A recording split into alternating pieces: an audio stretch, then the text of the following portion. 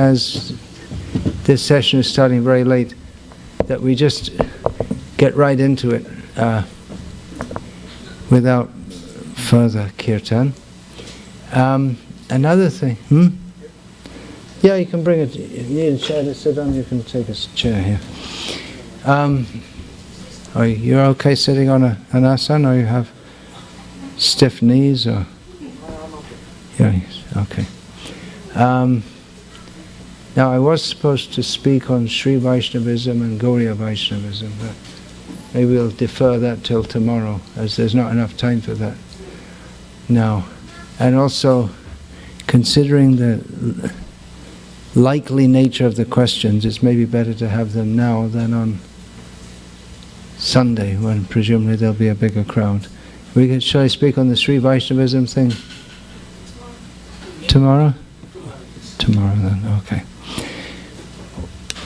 Om Jnana Timirandhasya Jnananjana Shalakaya Chakshurin Militam Yena Tasmai Shri Gurave Namaha Nama Shreshtam Manamapi Shachiputramatra Swarupam Rupam Tasya Grajamurupuring Maturim Goshtavatim Radha Kundam Girivaramaho Radhika Madhavasham Prapto Yasya Pratita Kripaya Shri Gurum Tam Natosmi Vandeham Shri Guru Shri Ataf Padakamalam Shri Gurun Vaishnavanscha Shri Rupam Sagrajatam Sahagarna Raghunatan Vitam Tam Sajivam Sadvaitam Savadhutam Parijana Sahitam Krishna Chaitanya Devam Shri Radha Krishna Padan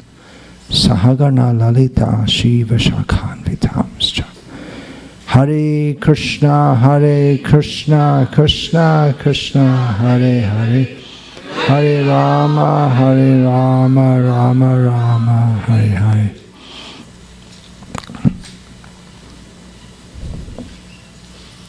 Okay. This is to start off with.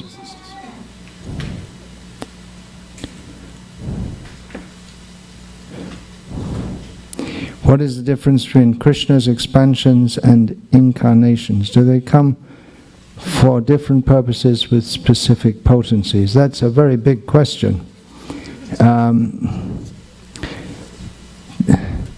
If you get into all the technical details, that's a very big question. If you want to know about this more thoroughly, you have to see Chaitanya Mahaprabhu's teachings to Sanatana Goswami as given in the Sri Chaitanya Charitamrita, and that's also in the teachings of Lord Chaitanya. Krishna's expansions, well, there are two types, Vibhinangsha and Svangsha. Vibhinangsha means the jivas, Mamaivangsho jiva loke jiva bhuta sanatanaha. And Svangsha means Vishnu forms, which may be in the spiritual world or in the material world. When they come to the material world, they're known as avatars, which is sometimes rendered in English as incarnation. Do they come for... In other words, all Vishnu forms other than Krishna himself are expansions, and some expansions are incarnations, those that come to this material world. There are different purposes. Do they come for different purposes with specific potencies? Yes. The different forms of the Lord appear in this world for particular purposes. This is described in the third chapter of the first canto of Srimad Bhagavatam. It gives a list of 24 incarnations, and the specific purpose of them is given, the specific purpose for their coming. And they exhibit different levels of potencies. Even Krishna himself doesn't always show his full potency when he comes to this world. he often hides his potencies. So, like I say, it's a very big topic, which in this session I won't get into so much. Yeah, there are so many questions from one person. Usually I take... No, those are different people. Their names are assigned at the bottom. Oh, I see. Okay, I see. It looks like the same. I see. I see. That's why they look the same, because you wrote them all down. You acted as a scribe. Well, they didn't have paper. I see. At the time of initiation, who takes the karma of the disciple? In the disciple's course, selecting the answer as Diksha Guru was adjudged to be the wrong answer. Well, really? It was a combination of Diksha and Diksha Guru was the right answer. Combination of Diksha? Diksha and Diksha Guru, both together, that was the accepted answer. That was the accepted answer. You should ask for Shastric reference in this regard. It's very clear from Hari Bhakti Vilas that the Diksha Guru takes. Of course, by chanting Hare Krishna even before initiation, you can be freed from all sins.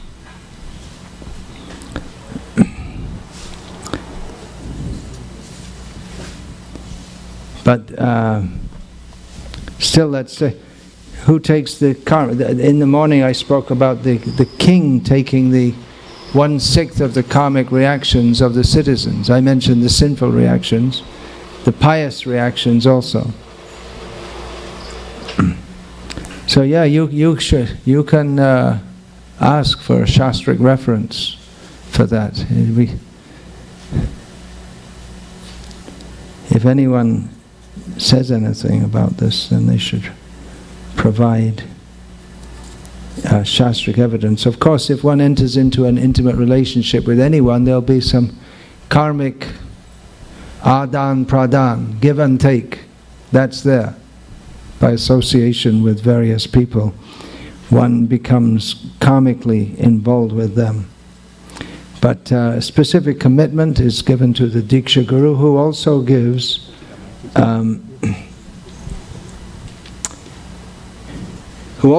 a commitment to, it's a commitment on both sides. The disciple commits to accept the instructions of the Guru, and the Guru accepts to deliver the disciple by giving instructions, not by electric shock treatment, as is sometimes, or simply by glancing. It's sometimes in folklore it's thought that simply by the touch of a guru or simply by looking, that may have an effect, but the standard system is that the guru instructs. And then another, I mentioned earlier in a lecture today that the son of a potter should be trained as a potter. Doesn't this encourage the idea of caste by birth? Generally that was the system, although it's not fixed. But in one lecture or conversation transcribed of Srila Prabhupada that I recently read, he said that notwithstanding the rigidity of the caste system, which was a drawback in that, it had many advantages also. I did discuss this in, which book was that? Was it in Mothers and Masters? Or one of my books I discussed this, how, I think it was in Mothers and Masters, yeah. How the child is trained from a young age, and that was stated in a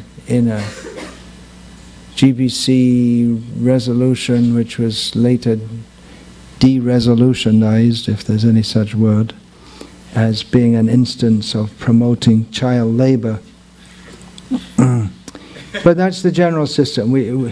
Although Krishna states in Bhagavad Gita, Guna Karma Vibhagashaha, the 4 divisions are by guna and karma and not by birth, and there are many evidences in this regard, still that was the general, it was generally accepted that someone born in a certain family, they're trained in a certain way. If it's not inflexible. It's generally understood that one is born in a certain family, he's placed there because he fits there.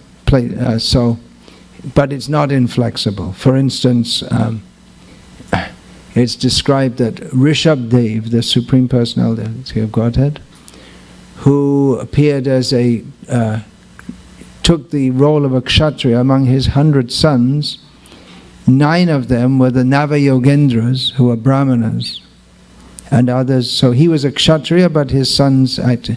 And there are many, many examples. There are many examples given in Shastra to debunk the idea that one's caste is actually, it's a word derived from Portuguese. It's not a Sanskrit word, or it's not. The concept of caste is not in the pristine varnashram system. It's the concept as it is now. But there's one whole, what is that, the Rajasuchika Upanishad. The whole Upanishad is just, it's a very short Upanishad, which describes different instances of people who are born in different ways and who became brahmanas, and all kind of born from a pot, born with the horns of a rabbit, or no, there's no such thing as the horns of a rabbit. That's an example. That's another example given to the Rishya Shringa. The horns, had the horns of a deer.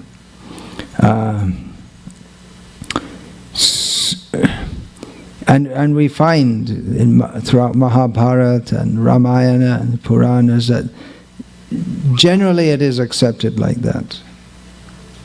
But it's not inflexible. And it's when it became inflexible, then it became tyrannical. Relationship of the disciple with the spiritual master, we hear the relationship is eternal, but if the disciple does not go back to Godhead, does the spiritual master have to come back from the spiritual world to guide the disciple back to Godhead in another lifetime? Yes, but he may appear in various forms also. If the disciple is sincerely following, but doesn't... If the disciple is sincerely following, generally he will go back to Godhead. It may take a little time. It may take 1 or 2 extra lifetimes. Especially in the present age, by Chaitanya Mahaprabhu's mercy. If one is sincerely following, then the lacking will be made up by Krishna and the Guru. But sincerely follow, if we actually see what Srila Prabhupada and Shastra expect of a disciple, then sincerely following, it means complete commitment. And that's actually what it means to be a disciple. Srila Prabhupada in one letter, I believe, said, "Don't make me come back." And he also wrote that he's not obliged to come back for a disciple who's whimsical. Of course, I'm paraphrasing. The spiritual master, does he have to come back? Well, he may not be obliged. He may do so out of his kindness. And generally the spiritual masters are kind. As I understand it, Srila Prabhupada coming to this world to deliver the fallen souls on behalf of Chaitanya Mahaprabhu, it's not that Prabhupada did it once and then it's all over. Let's go back to Godhead. Like as in the Christian or Islamic tradition have the idea that God created some beings in the vast expanse of eternal time.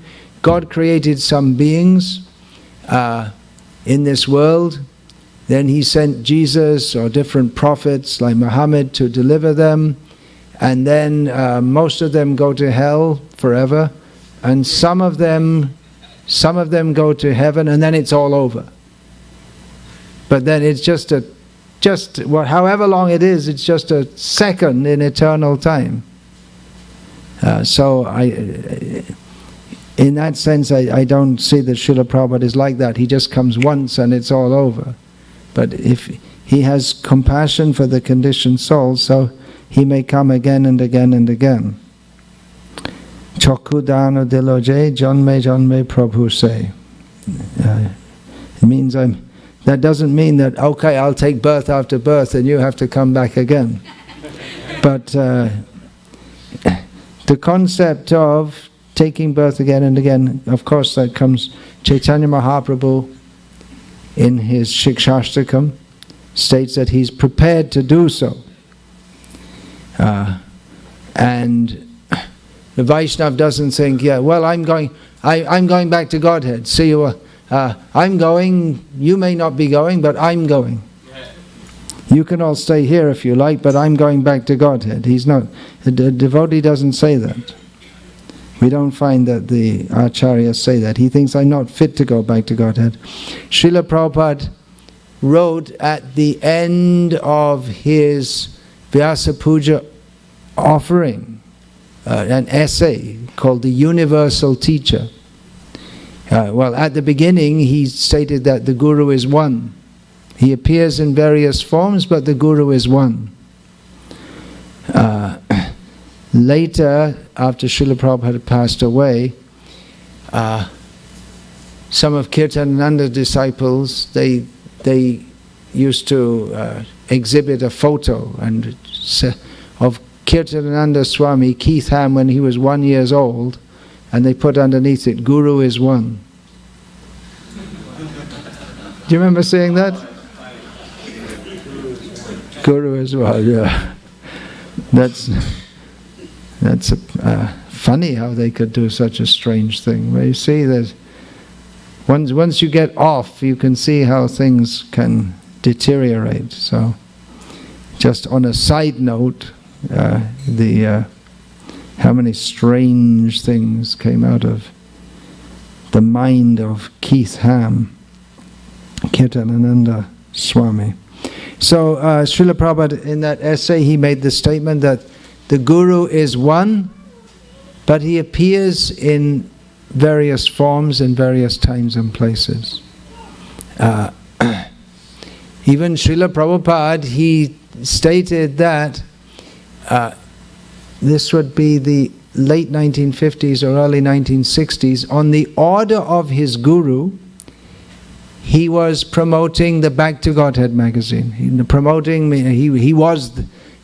the Back to Godhead magazine. He was the editor, author of all the articles. He raised funds for printing it. He personally distributed it. Back to Godhead he was everything for the Back to Godhead magazine. And one librarian in Delhi suggested to him, why don't you write books that will have a more lasting effect than magazines? Now, it was his Guru had told him to make this magazine, Back to Godhead magazine. But he said that he recognized his Guru manifested in that librarian. That librarian was not, we presume he wasn't a transcendentalist, may have been a pious Hindu, but Srila Prabhupada said, I recognize my Guru is speaking through this librarian. So exactly how the Guru will speak to us, it may be in diverse ways. Also we have the example of Chintamani, the prostitute, who instructed Bilva Mangal. His Guru spoke to him. she became his guru, in the sense that she directed him toward the life of bhakti. So at the beginning of that lecture, Srila Prabhupada, essay Srila Prabhupada wrote, that Guru is one, but he appears in a plurality of forms. Again, I don't remember exactly. And at the end of that essay, in which he gives a complete overview of Guru Tattva, he ends it by saying that I'm unqualified. I cannot. In fact, it'd be very good. Could we get that up? We could find that. The universal teacher, at the end of it, I cannot imagine, I'm unqualified to go to the spiritual world for crores of births, he says. Yeah. You can look that up if you know how to do that. You can get the Veda base and then do an F3 search, string search for universal teacher. But they may have renamed it in the Veda base, in the science of self-realization. Srila Prabhupada, his guru, called him Kavi, which means poet. So his writing style, abhadavatyapi, even though imperfectly composed according to rules of English grammar, was very poetic, very pleasing. You got that? So anyway, the point is that he is saying, I'm not worthy to be delivered for crores of births. Crore for crore, for those of you who may not know, means 10 million. It's Indian word. The Sanskrit is koti. I don't know where the word crore came from. Any students of language here? So Guru may manifest in various diverse forms, but if one takes up Krishna consciousness sincerely and seriously, then Kaunteya pratijanihi name bhakta pranashyati. We're not lost. Swapam apyasya dharmasya trayate mahato bhayat. If we take up, again, it's the same message. The general message that Krishna gives, that one who takes up this path of dharma, they will be released from the greatest fear. And more specifically, Krishna says later on, that Arjuna, you say it. This is such an important message. You have to say it. People may doubt me. People may say that Krishna, we can't trust him, but we can trust Arjuna.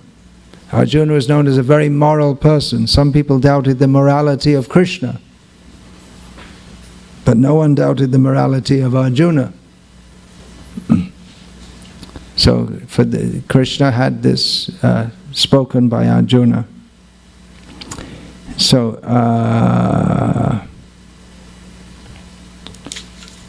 next question.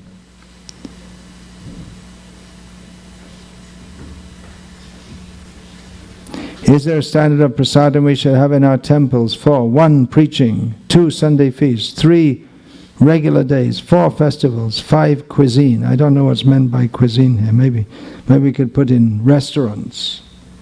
Western, North. Oh, I see. North Indian, South Indian, Bengali, Assamese, Nepali, American, or whatever that means. How do we reconcile the preferences of a community for a particular cuisine and standard with actual ISKCON standards? We should feed Krishna what he likes to eat. We can understand what Krishna likes to eat from descriptions by our acharyas. Bhaktivinoda Thakur gives a list of Krishna's meal, beginning with Shukta Shakadi Bhaji Nalita Kushmanda Dali Dalna Dugdha Tumbi Dodhi Mocha Khanda He gives a whole list of things that Krishna likes to eat. So that's the standard for feeding Krishna. For preaching, adjustments may be made. In China, it was found out Chinese people, very, very difficult for them to adjust to any other style. Then of course there are different styles of Chinese, but whatever it is, they don't like Indian style. And what to speak of that? Even we bring devotees from South India to Vrindavan, and after one day, if they don't have their South Indian style, they're getting disturbed. Bengalis also, they have to have a pile of rice 3 times a day minimum. Otherwise, and don't give them, Bengali villagers, don't give them what we would consider to be good quality rice. They want the fat village rice. And without that, their mind becomes disturbed.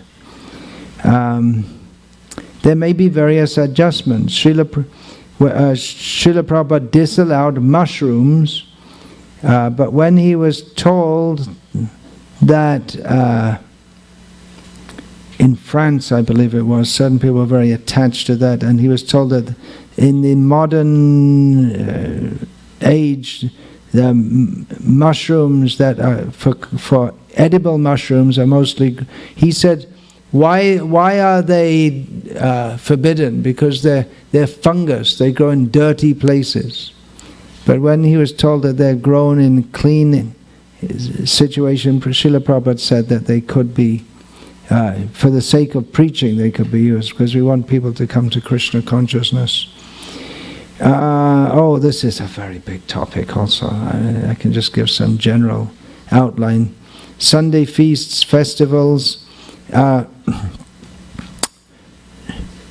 Some time ago, I remember one devotee pointed out, he was in reference to the how in San Francisco in the 1960s the Rath Yatra began, and one major attraction was a huge feast for thousands of people, prasadam feast. And nowadays we may give something very simple. So, yeah, for big festivals, feast, full feast. Regular days, as I remember from when I joined, the idea was that for regular days we should have simple prasadam. Srila Prabhupada generally didn't approve of devotees eating very opulent prasad daily.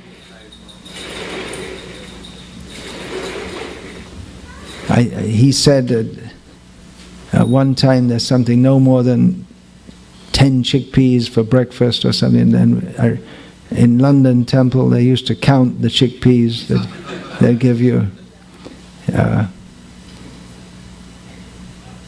But on Sunday we had such feasts that it was worth not blooping. You wait till Sunday. If you're going to bloop, wait till Sunday. And then you overload yourself so much that you can't go anywhere.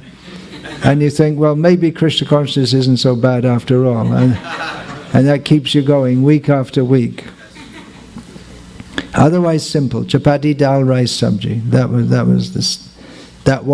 This is just what I heard from devotees. I don't believe there's any reference to that. But in various letters, Srila Prabhupada is cautioning.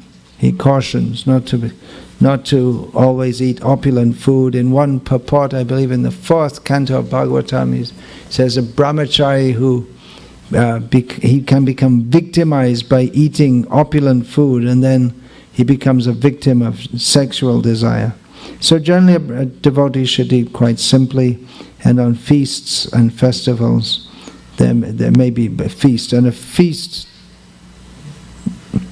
means really something very special. Preaching, Sunday feasts, regular days, festivals, cuisine. This is all part of the idea that we want to serve Krishna as Krishna wants to be served. So we should give Krishna what he likes, what we know that he likes. And other things may be there. There's no rule that in one letter, I believe Srila Prabhupada said that you could make according to your country's ingredients, like that. How do we know that quinoa is bona fide to eat on Ekadashi? Well, there's no... It's something like, how do we know that drinking tea is not allowed? There's nothing in Shastra against it. How do we know that drinking coffee is not allowed? There's nothing in Shastra against it. I remember I was in the house once of a disciple of Bhaktisiddhanta Saraswati Thakur when his wife brought in tea, and I said, "How come you're drinking tea?" I may have said it a little more politely than that. And he said, "Well, there's nothing in Hari Bhakti Vilas against it. There's nothing against smoking tobacco either." So, but we understand from the category that it's intoxicating, therefore we don't take it. So, the restriction on taking grains, the restriction on Ekadashi is specifically for grains and beans. And quinoa is not a grain or a bean. For that matter, how do you know that anything? If you want to get really strict, then you shouldn't take... There's so many things you shouldn't take on Ekadashi. You shouldn't take anything, actually.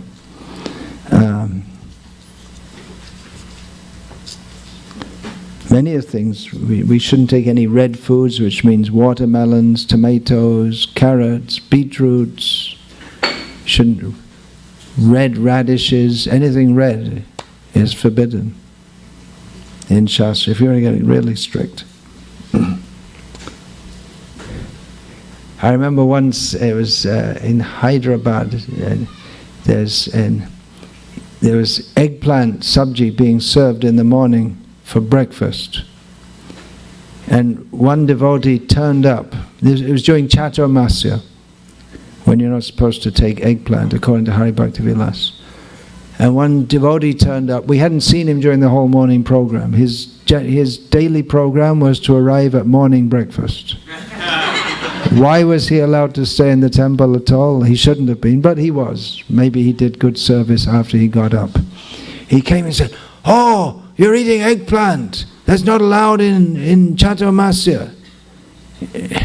So he's protesting about the much more important rule to rise early in the morning, attend Mangalati, chant. He's not following that, but no, you can't eat eggplant in Chaturmasya. So that's an example of someone who had his priorities skewed up. Even what's taken in India for on Ekadashi, I don't know if it's how do we know it's sanctioned on Ekadashi? It's a standard thing to take what I just learned today, the English name, amaranth. Chapatis made from, that's Rajgira in Hindi. So anyone who follows Ekadashi, at least in North India, they know you can take that on Ekadashi. How do they know? Is there anything in Shastra? I don't know.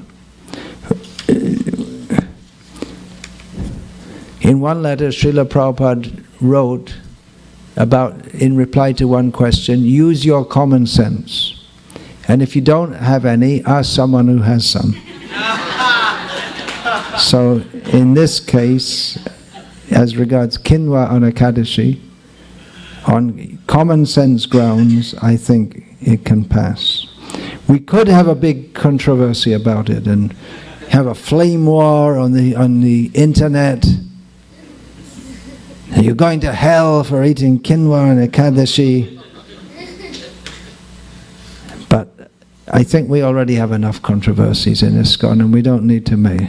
If you want, you can start. There was a whole thing, peanuts, are they allowed on Ekadashi or not? I don't know. I don't eat them on any day. I don't particularly like them, but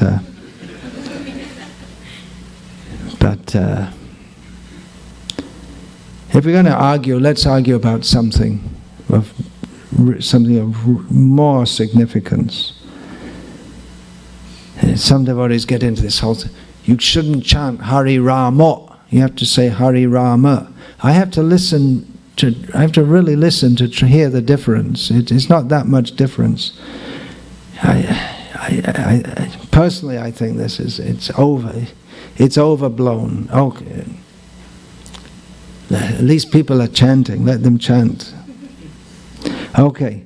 Doubts on two topics. You spoke about suffering in the material world. Even in Satya Yuga there is suffering. But in chapter 1 of Balakanda, Valmiki Ramayana, when sage Narad sings the glories of Ram Raja, he says, Nityang pramudita sarve yata krita yuge tata. All people were always happy as if they were in Krita Yuga. Can you please help me to understand this apparent contradiction? Yeah, there are many apparent contradictions in Shastra. In Krita Yuga, people are relatively happy.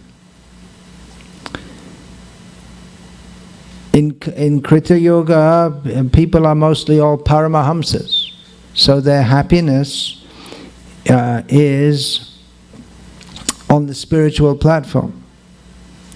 In Ayodhya, under Rama, they were happy because they were in pure spiritual consciousness in the service of Rama. So people were happy just like we are happy in Krishna consciousness. But we also suffer in this material. We also suffer, isn't it? As much as we're not in Krishna consciousness, we suffer. And even though we're happy in Krishna consciousness, I just became aware right now, I was just thinking of giving myself as an example, I just became aware that I have a slight pain in my left knee. And others of you have more pain in your knees, which is why you're not sitting cross-legged at all. So that's one kind of suffering. But you're also happy, isn't it? Chandrasekhar Prabhu has got pain in his knees, but is he happy or not? He's always happy. So there's suffering, but by spiritual consciousness one can transcend that. But still this material world is a place of suffering. That's one answer to that. There's one more question. Oh, on the other side. He spoke about artha and anartha. The four purusharthas. I didn't get into that. Dharma, artha, kama and moksha. The fifth is prem. Premo pamartha mahan. I understand why artha and kama are wrong. True devotees are never interested in moksha. But why is dharma clubbed with the others?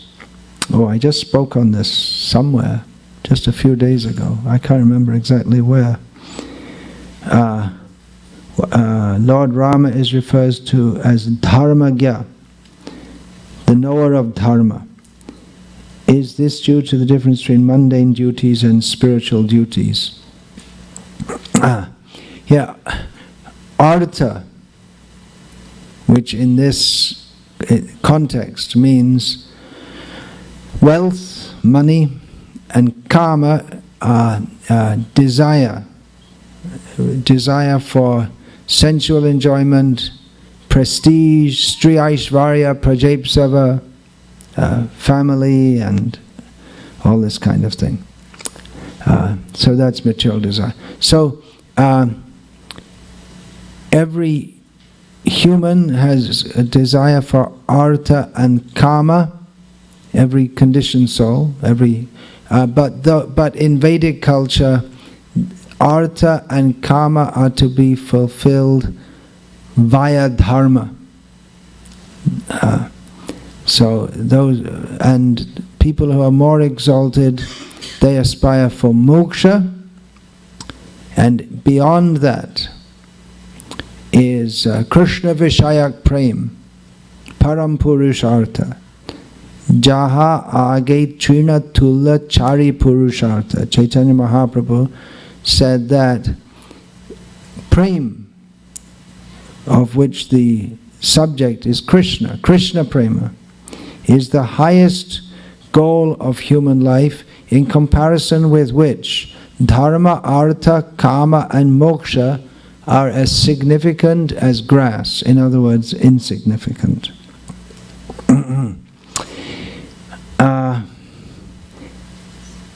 Why is dharma clubbed with... In Vedic culture, dharma is central. This is another very, very big, this is a huge topic. Let's try and do it quickly.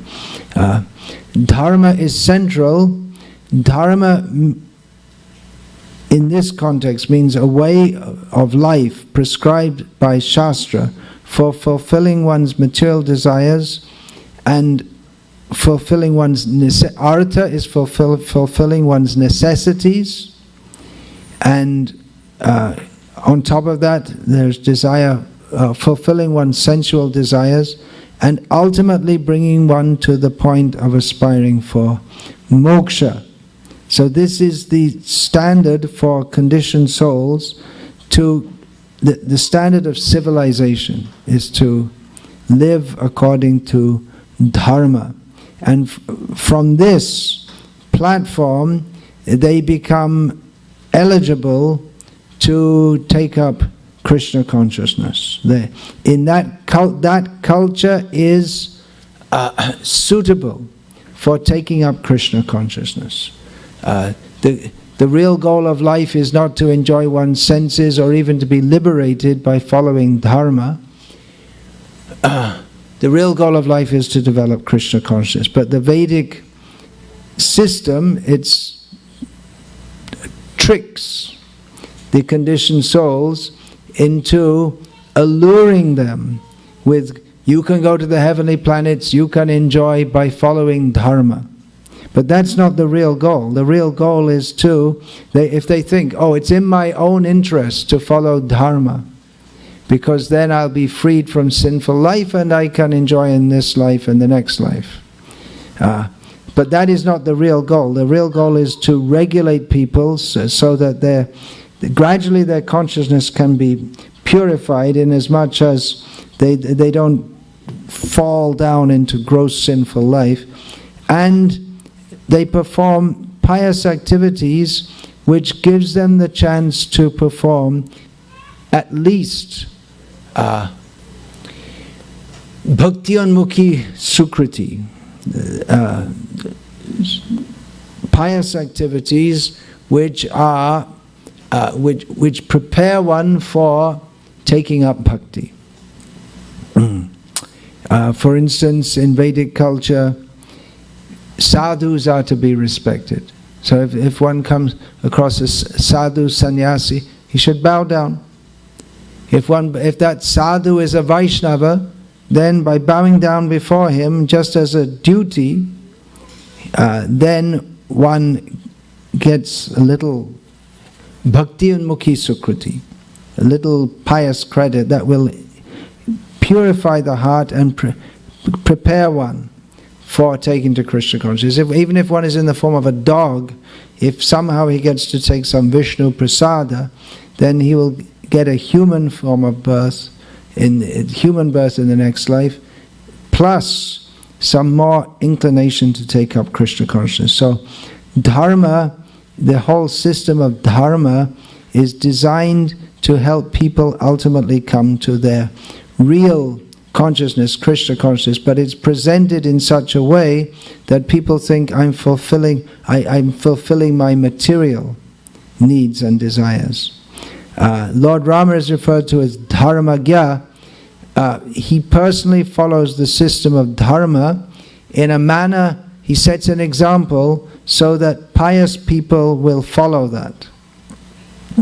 There are so many aspects to this. For instance, it's recommended you chant Bhagavad Gita, you'll get this material benefit, and then so you're chanting, you might just start to consider, as you're chanting, as a parrot-like, Janma Mrityu Jara Vyadhi. Wait a minute, what's going on?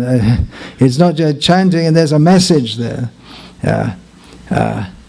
People are, in dharmic culture, they respect Bhagavad Gita, they respect Shastra, and then that allows them to become susceptible to actually hearing the message, which is that all this worldly dharma, artha, kama, and even moksha are not our real self-interest. Our real self-interest is param dharma, which is Krishna consciousness.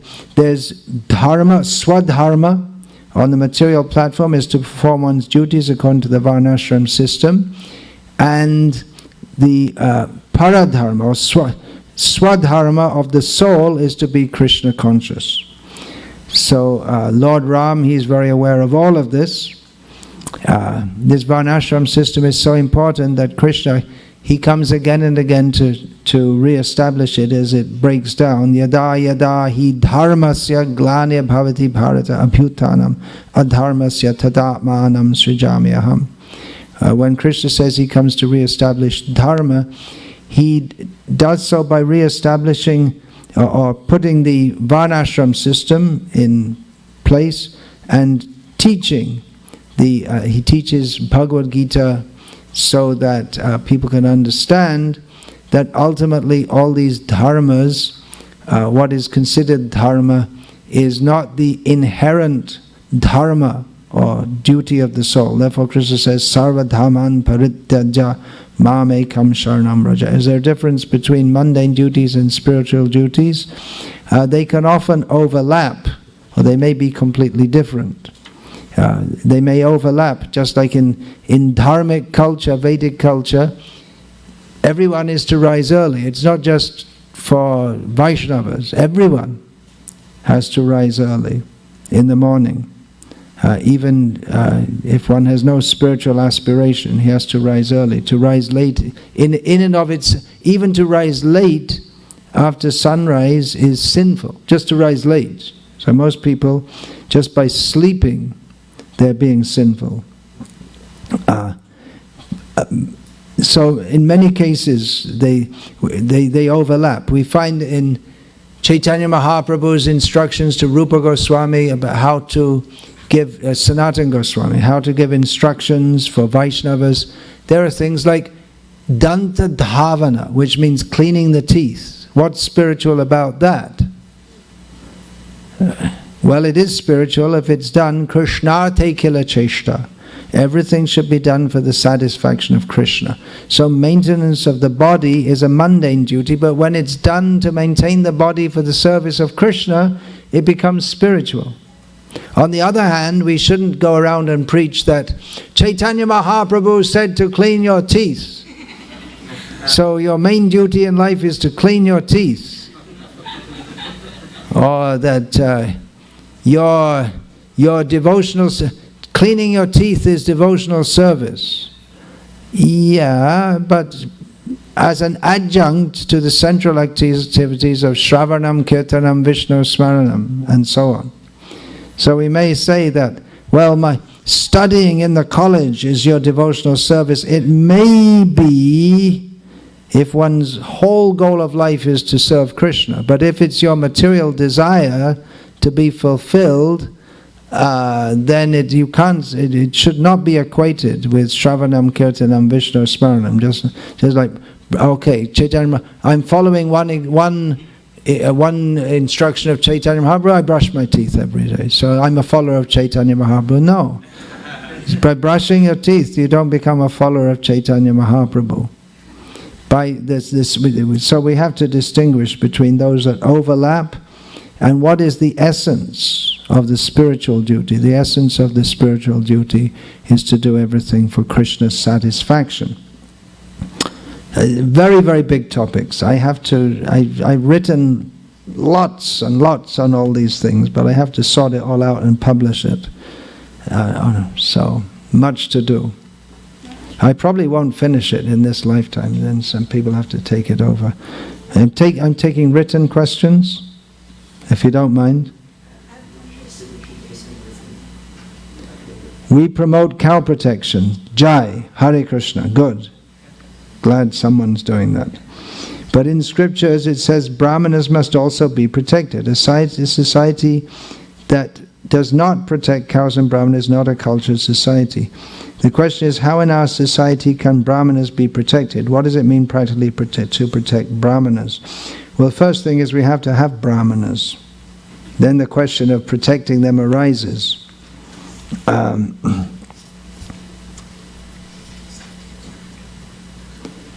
Vaishnav is automatically a Brahmana. From the social point of view, the Brahmana who is to be protected, there's some distinction there between the Brahmana and the Vaishnava. Vaishnavas should also be protected, but from the social point of view, some Vaishnavas are protectors, like Arjuna was a protector. Arjuna was a Vaishnava, but he was not one to seek protection or to be protected. He was a protector because he was in the role of a Kshatriya. So when it says that Brahmanas are to be protected and Vaishnavas are Brahmanas, automatically Brahmanatva, or the status of being a Brahmana, is automatically included in Vaishnavatva, or the status of being a Vaishnava. But socially, Brahmanas, they have specific roles to perform. Yajana, patana, patana, dana, pratigraha.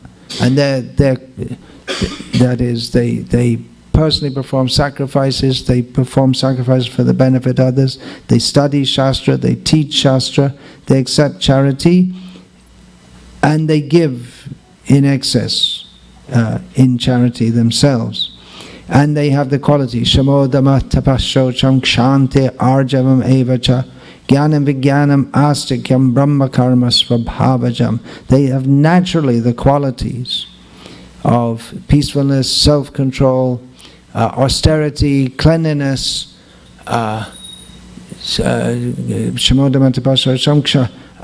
tolerance, straightforwardness, knowledge, and realization. So they naturally have these qualities. So such Brahmanas are those to be protected. In other words, they don't endeavor for protection for themselves. They simply perform their important duty of acting for the religious and spiritual welfare of society. Therefore, they require to be protected and maintained. We don't have any such mechanism instituted in our society for doing that. And therefore we find quite often a devotee who is well trained as a Vaishnava, Brahmana, studying Shastra, competent to teach Shastra. He becomes married and then he becomes obliged to act in a manner that for his livelihood he acts as a Shudra. In this way we lose. We train people for years, and then so much of their life goes in just making a living. So how can we afford to support so many people? Srila Prabhupada wanted to establish Varnashram communities based on simple living and high thinking. If we live simply, growing our own food and cotton and making our own clothing, then to support all these problems, all these social problems, how to care for the elderly, care for the sick, all these things can be taken care of by establishing Varnashram society. It's a major part. And that also, the farm communities also includes cows.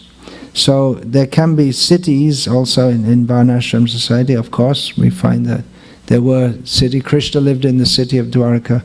Srila Prabhupada wanted to start it from the land. The modern cities are not very suitable for establishing pristine Varnashram. So again, I'm just answering this quickly because it's, these are very, very big topics. What does it mean practically to protect Brahmanas? Yeah, it means they should be physically protected and maintained. Okay, there's no more time now.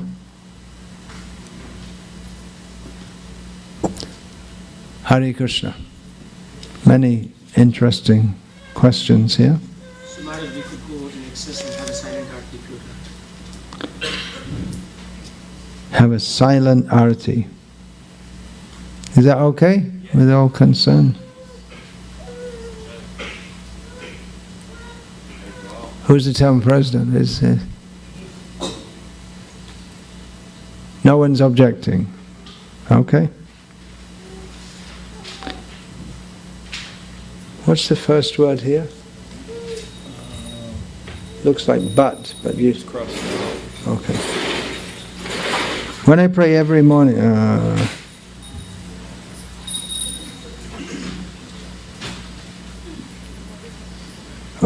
I'm not going to answer this one. How to encourage kids every day in chanting? From Ramesh. I suggest you ask Grihastha devotees. You might get different answers because everyone is different and every kid is different.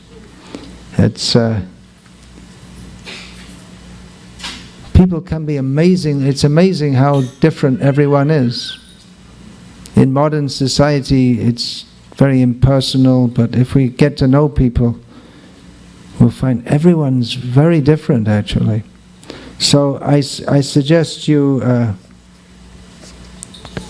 Ramesh, who asked this question, ask some Grihastha devotees who have kids, and especially those whose kids are chanting. And they can give you the time to answer this in more detail. But there might not be any one specific formula. When we try to abstain from some enjoyment for some time, that desire comes back after some time and we end up giving in.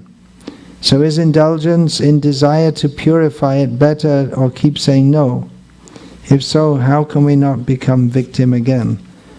It's a bit difficult to say because it's put in a rather vague way. That this is a personal, someone's personally having such a syndrome. We end up giving in. Is indulgence in desire to purify it? What does that mean? Indulgence in desire to purify it. Well, there are ways to indulge in desires to purify it by dovetailing in Krishna consciousness. Actually, this obviously someone has a specific syndrome, but without giving the details, it's difficult to say. So I suggest that you work this out with and giving more details with some devotee who you feel confident in to advise you. Why is the chanting of the holy names in particular so pleasing to the Lord in this age of Kali? In one purport, Srila Prabhupada writes that the chanting of the holy names is always efficacious, but especially in Kali Yuga. Well, Krishna always likes to hear his names chanted. He likes that. When people call out to him helplessly, especially when they call out to him helplessly. But it's not so much that Krishna himself becomes more pleased when people chant in Kali Yuga, but in Kali Yuga there is no other way. People can approach Krishna in other ways, in other ages, but in this age it won't be very effective to yagya, dana, tapasya, all these, even if people can do them properly, which is unlikely in this age, it becomes Yeah, even if they can do it properly. That's the question. To perform yagyas, to perform a yagya properly, one's mind there should be some level of purity of ingredients. There should be purity of atmosphere. That means it shouldn't be in a sinful place. Everywhere is sinful. So how can you properly perform a yagya? Or to do puja properly, according to the proper system, there should be so much purity. You can't use tap water or bottled water. You can use well water from your own well, which is only used for the deities. But there's still some people maintaining that in India. But most household puja goes on in apartment buildings or houses where there are attached bathrooms, which means the whole building is a stool house. That's why this stool house is called an outhouse. That's one of the words. Outhouse. It's outside. But when it's joined together, then everything becomes contaminated, and the smell of meat comes. We can't do it properly in this Kali Yuga. But so why do it at all? Everything can be purified by the chanting of the holy names. So other things can be done. Yagyas can be done. Deity worship can be done, but without the purification of chanting the holy names, those processes, they won't be effective. They'll be simply full of offenses. So in this age of Kali, also because people are suffering so much, that it's actually an advantage. They can call out with feeling to Krishna. And that calling out with feeling is the essence of chanting the holy names, which in more ritualistic processes, performing yagyas or reciting shastra, that feeling is less directly expressed, if it's there at all. Often people perform yagyas, but in a ritualistic way, it doesn't in and of itself engender that kind of feeling that comes from chanting the holy name. In performing, it's not that it's not necessarily that one's doing it without feeling, but in yagya there's the feeling that I'm doing this, I have brought all this together, I'm doing this, I am a qualified priest for performing this, or I am the rich man who has made this possible. But in the holy names calling out, there's ourself and Krishna. Krishna, please deliver me. So that pleases Krishna more than anything. The mood of helplessness of the devotee. This we should discuss. That's also why we need to discuss Shravanam and Kirtanam. Otherwise, if the Kirtan is without that feeling of calling out to Krishna, oh energy of Krishna, please engage me in your service. Without that, then it degenerates into a musical performance, and that's not very pleasing to Krishna. Of course, Krishna also likes music. Music may be performed for Krishna's pleasure. And it's not that to please Krishna we have to play the kartals out of time and sing out of tune. We should try to sing in a melodious manner also. But we always have to remember that the essence of kirtan is calling out to Krishna in helplessness. Please deliver me. And Krishna, he responds just like a mother responds to the child. Srila Prabhupada says that we should call out like a helpless child, calling out to the mother. And naturally the mother responds.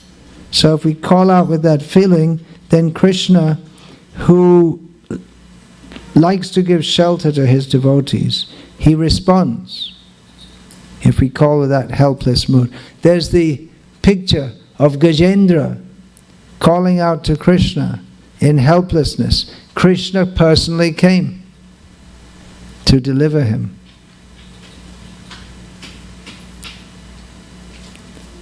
He had no other recourse than Krishna. The mighty elephant was now embarrassed by a crocodile, and all his friends and wives, they couldn't help him. He called out to Krishna. So that's also why it's good to practice this, because we don't know what our future birth will be, but that calling out, because he had that attitude of bhakti that revived in the next life also. Actually, I just have to go to the bathroom. I'll be 5 minutes, so you can chant or make any announcements you want to make in the meantime. That's a good idea. You're going to have an announcement session.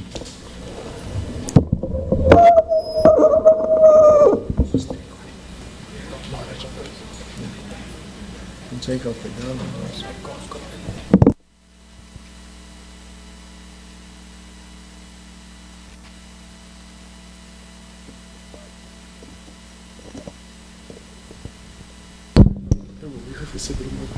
Oh, sorry.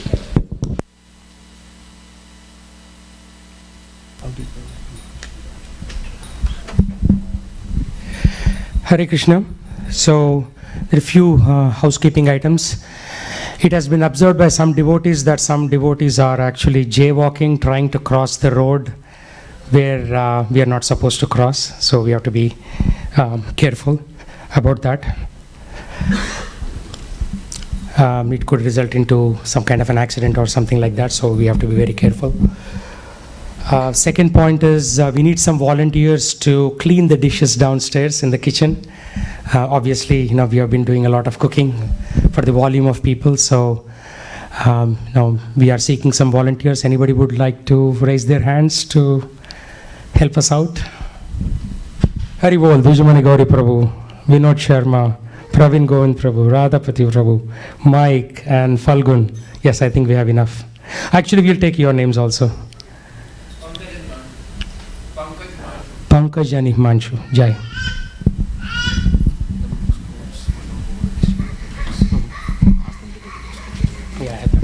So today we had a very ecstatic Kirtan, Sankirtan. So if anybody has not provided their book scores to me, please do so. You want to announce your score? No, that's okay. Anybody has not given their scores, please come see me. We have in the list. Right, yeah. Thank you. And tomorrow is, the fast breaking time is 11:08 a.m. So as a consequence, tomorrow's breakfast is also Ekadasi. So one of those rare times when we are doing 3 times meals today as Ekadasi, and tomorrow morning will also be Ekadasi. And the people who are getting initiated, please eat well today, because tomorrow you'll be fasting till almost 1:30 p.m. when the ceremony will finish. Okay, so Nihal and... Is there like a time window for breaking the fast? So somebody checked, and they're more knowledgeable than me, and they said that the window is pretty... So the window, according to Kedarnath Prabhu, is 11:08 a.m. to 2400 hours, so which means until midnight. Pretty big window. That's what this says. What's that? That's Ekadasi fasting calendar. And that's like modified, like authorized? Yeah. I mean, it appears to be bona fide and authorized. Yeah. I've heard of the bike calendar. Mm-hmm. It says 208. 208. That sounds... Okay. Don't go with that. 208. Okay, so it appears that we have to be err on the side of conservatism. So 208. So what that means is that your candidates who are fasting have to break within that window, otherwise, Right. business. Yeah, risk and offense, basically. So that has to be figured in with the time of initiation and all that. Right.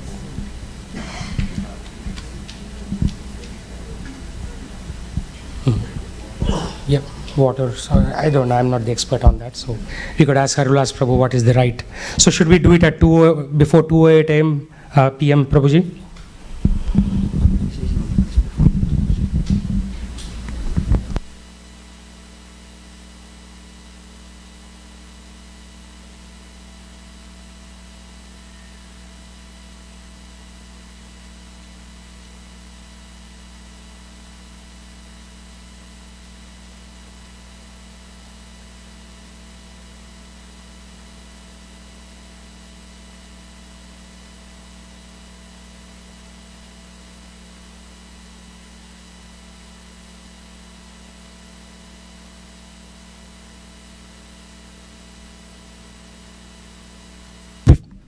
Before Maharaj arrives, let's everybody stand up because Aarti is going on.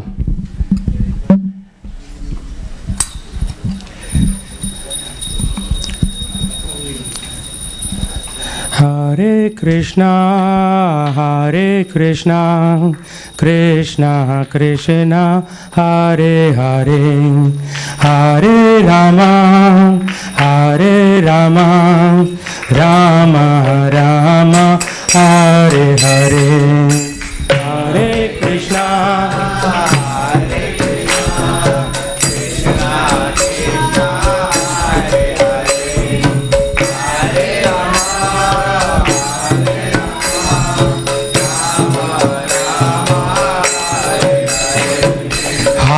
Krishna, Hare Krishna, Krishna Krishna, Hare Hare, Hare Rama, Rama Rama, Hare Hare.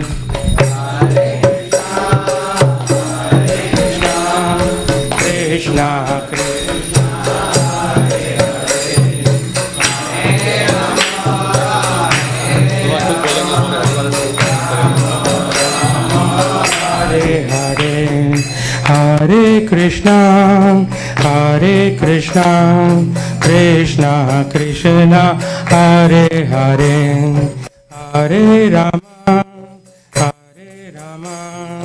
Rama Rama, Hare Hare.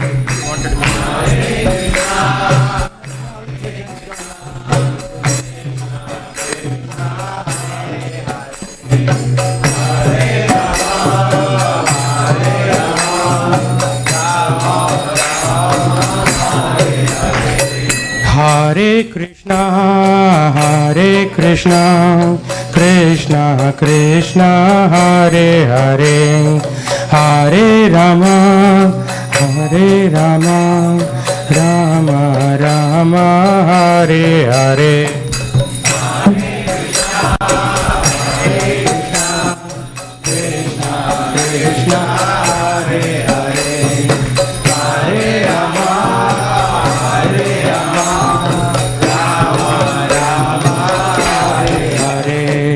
Hare Krishna, Krishna Krishna, Hare Hare, Hare Rama, Rama Rama, Hare Hare.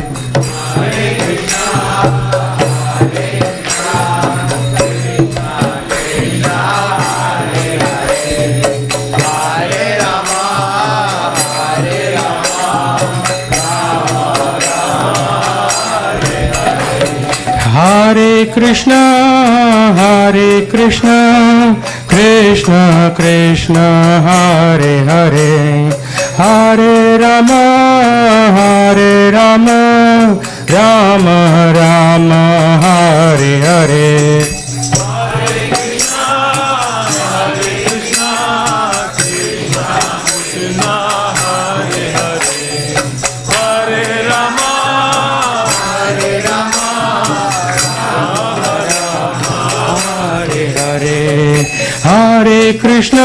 Hare Krishna, Krishna Krishna, Hare Hare, Hare Rama, Rama Rama, Hare Hare.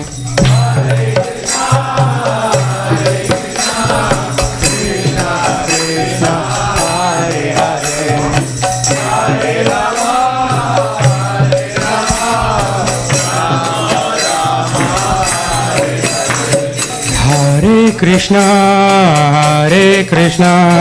Krishna Krishna, Hare Hare, Hare Rama, Rama Rama, Hare Hare, Hare Krishna,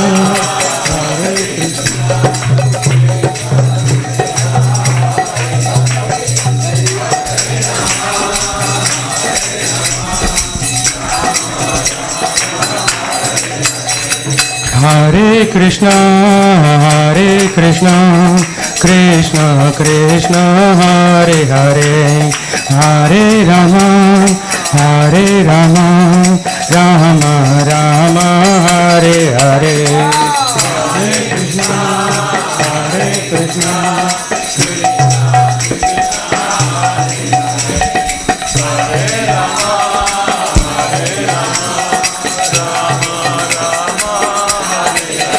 Jai Radha Nila Madhav, Radha Nila Madhav, Radha Nila Madhav Radhe.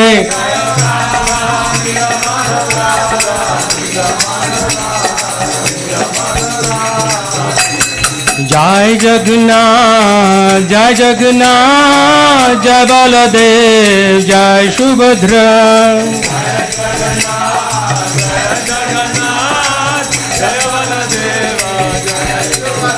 Jai Sitaram Lakshman Bhakta Hanuman, Sitaram Lakshman Bhakta Hanuman.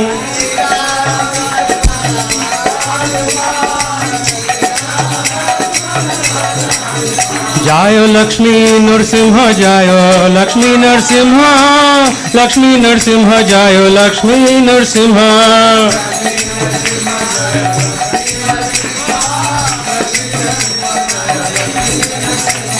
Nitai Gaurango, Nitai Gaurango, Nitai Gaurango, Jaya Gaur Hari.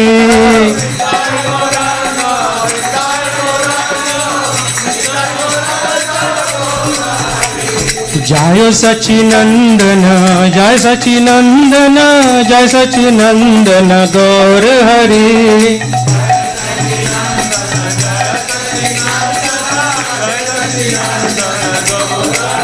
Jayo Jayo Prabhupada, Prabhupada, Prabhupada, Jayo Jayo Prabhupada.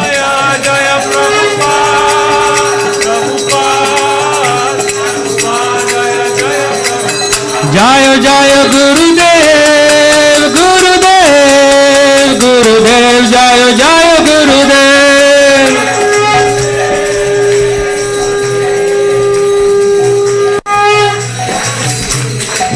Janashpat Paramahamsa Parivrajaka Acharya Ashtotar Sarasri Srimad Bhakti Vedanta, ऐसी भक्ति वेदांत स्वामी श्रील प्रभुपाद की जय। जन्म विष्णुपाद परमहंसा परिव्राजकाचार्य अष्टोत्तर श्री श्रीमद भक्ति सिद्धांत सरस्वती गोस्वामी महाराज प्रभुपाद की जय। अनंत कोटि वैष्णव वृंद की जय। नामाचार्य श्रील हरिदास ठाकुर की जय। प्रेम से कहो श्री कृष्ण चैतन्य प्रभु नित्यानंद श्री अद्वैत गदाधर शिवासादि गौर भक्त वृंद की जय। श्री श्री राधा कृष्ण गोप गोपी गौ श्याम कुंड राधा कुंड गिरि गोवर्धन की जय। वृंदावन धाम की जय। नवरिधाम की जय। गंगामयी की जय। यमुनामयी की जय। भक्ति देवी की जय। तुलसी देवी की जय। समवेत भक्त वृंद की जय। Gaura Premanande Hari Bol. All glories to the assembled devotees. Hare Krishna. All glories to the assembled devotees. Hare Krishna. All glories to the assembled devotees. Hare Krishna. All glories to Sri Guru and Sri Gauranga. All glories to Srila Prabhupada. Nama Om Vishnu Padaya Krishna Krishnaya Bhutale Srimate Bhakti Vedanta Swami Namaste Saraswati Gaurani Gacchami Nirvishesha Shunyavadi Pascha. Oh, you can. Now, I was supposed to meet at this time with some devotees who are leaving tomorrow, so I'll go and do that. I suggested to Hari Vilas Prabhu that he could continue taking questions and giving answers. So after prayers to Lord Nrsimhadev, that may go on. Who will chant the prayers to Lord Nrsimhadev? Any? You want to do?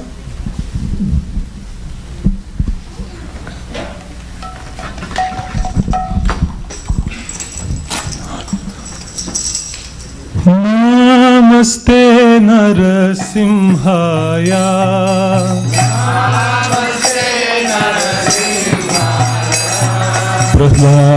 Prahlada Daine.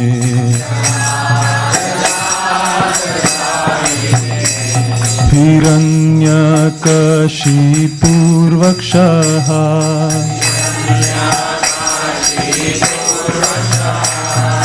Silatankhanakhalaye.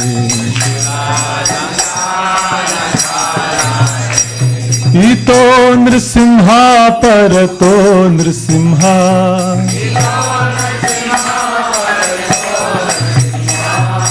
Yato yato yami tato Nrsimha.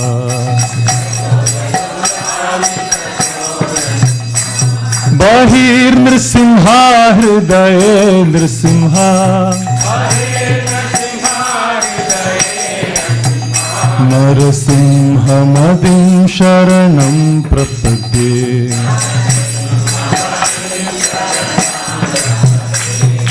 Tava Kara Kamala Vare Nakham Adbhuta Shringam Dalita Hiranyakashipu Tanubhringam Keshavadhuta Narahari Rupa Jai Jagadish Hare Jaya Jagadish Hare Jaya Jagadish Hare Tavakara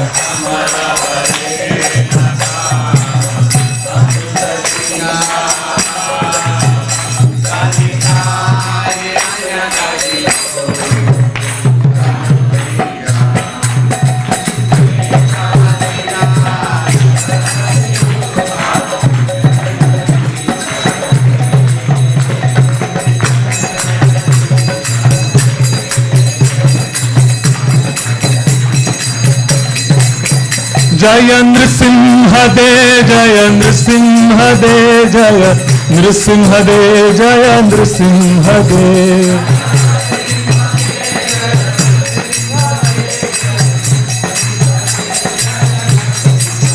Jaya Prahlad Maharaj, Jaya Prahlad Maharaj, Jaya Prahlad Maharaj, Jaya Prahlad Maharaj.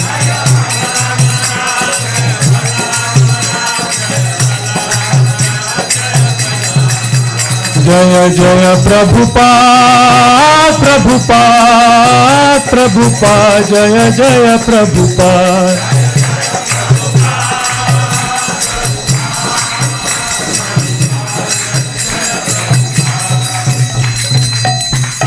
सर्व भक्ति विघ्न विनाशक लक्ष्मीपति नृसिंहदेव भगवान की जय। भक्त शिरोमणि प्रहलाद महाराज की जय। पतित पावन शील प्रभुपाद की जय। Shrimati Bhakti Vedanta Swami Namini Namaste Saraswati Devi Gauravani Pracharine Nirvisesa Sunyavadi Paskati Desata Nitai Gaur Premanandi. So do I take these randomly as I find them?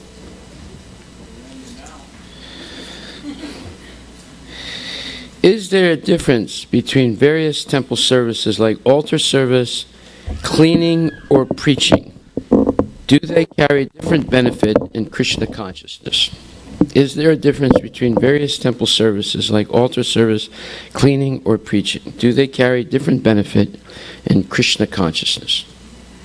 Prabhupada has answered this question in the past, and he was asked this question. One married devotee said to Prabhupada, I have to take care of my children. I don't have any time to do the real service, deity service, or go out on Sankirtan. And I feel as if I'm not pleasing you. And Prabhupada told her that he gave the example of an electric wire. If the wire is plugged into the socket and electricity is going through it, then every part of that wire is live. If the wire is not connected to the plug, then it's not a live wire. So as long as the spiritual master accepts the service of the devotee, regardless of what it may be, then all the service, in the eyes of the spiritual master, it's all equal. Just like for Krishna, he doesn't see the material energy as something different than the spiritual energy. From his point of view, it's all spiritual. And it's all equally important. We see a difference between material energy and spiritual energy because of our attachment to exploiting the material energy. So in the same way, the government doesn't see a difference between the jail and the human services department. They see them, the government sees them both equally. Even though the criminal who is in jail sees there's a major difference, right, from his point of view. You see.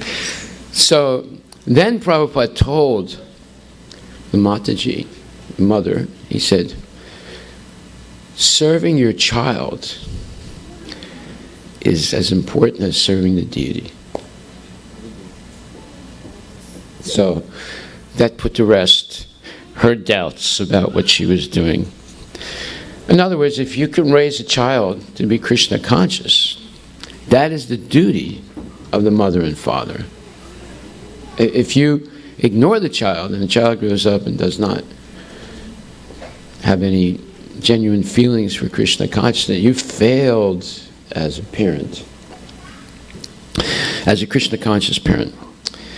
And there's a general rule in teaching children, just like the question was asked, how can I inspire my kids to chant Hare Krishna? Well, the general rule is very simple. Monkey see, monkey do. It's a very simple rule. If the parents are chanting Hare Krishna and they're happy, then the children will chant Hare Krishna.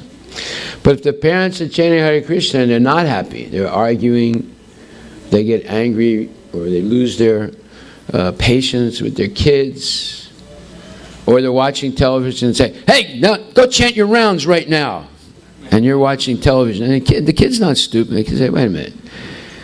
My dad's watching television. He's asking me to chant my rounds. This is nonsense. Yeah. Right? They don't say it when they're like 10 years old, but they understand it. And when they get to be 16, they say, hey, dude, who are you to tell me anything about chanting Hare Krishna? You say, so, monkey see, monkey do. You want someone, or as Gandhi said, you be the example of what you want others to follow. It's some kind of famous quote of Gandhi. But you have to be acharya. Say, Lord Chaitanya said, first you become perfect, and then you preach. So you have to give the example. You preach by example. Precept. Example is better than precept. Now, you can speak all kinds of theories of highfalutin philosophy, but unless you give an example of it, it doesn't mean anything. Words are cheap. example is better than precept. This is our principle. So you have to become perfect in your practice of Krishna consciousness in order to become an effective preacher. And there's proof that you're perfect in Krishna consciousness is you're happy to wake up early, take a bath, put on clean clothes, come to Mangalarati, chant your rounds, good rounds, not this Hare Krishna, Hare Krishna, what is it? No. Hare Krishna, Krishna Krishna, Hare Hare, Hare Ram, Ram Ram, Hare Hare. We have to completely focus the mind on the transcendental sound vibration, Krishna's name, and not be disturbed by anything. And you can only do that early in the morning, before Mangalarati and after Mangalarati. You can't really do that the rest of the day. Like, I've often made this observation. We see on the Sunday night lecture, you have 10 devotees in the lecture chanting their rounds. That's not chanting Hare Krishna. Or they're standing outside chanting their rounds when there's 800 people in the temple. That's not chanting your rounds. You can't get your rounds done. You can get your rounds done if you're really good at it and really focused in, let's say, an hour and 20 minutes. Right? But if you try and chant your rounds later on in the day, it could take you 14 hours to finish 16 rounds. 14 hours, when all it really takes is an hour and 20 minutes. So, unless you get regulated, you'll never be able to finish your rounds. You'll never be able to do anything effectively. Early to bed, early to rise, makes a man healthy, or woman healthy, wealthy, and wise. So, you must take rest before 10 o'clock at night. You cannot wake up and be refreshed, let's say 3:30 or 4 in the morning, unless you take rest before 10 o'clock. And it's better not to eat after 6 o'clock at night, because it takes 4 hours to digest food. If you eat 9:30 at night, you're not going to be rested. You're not going to wake up rested. And you'll have trouble waking up, and you'll have trouble staying awake. Right? So many people who are not really regulated, although they live in a temple or they live near the temple, when they're chanting their rounds, you'll see them, Hare Krishna,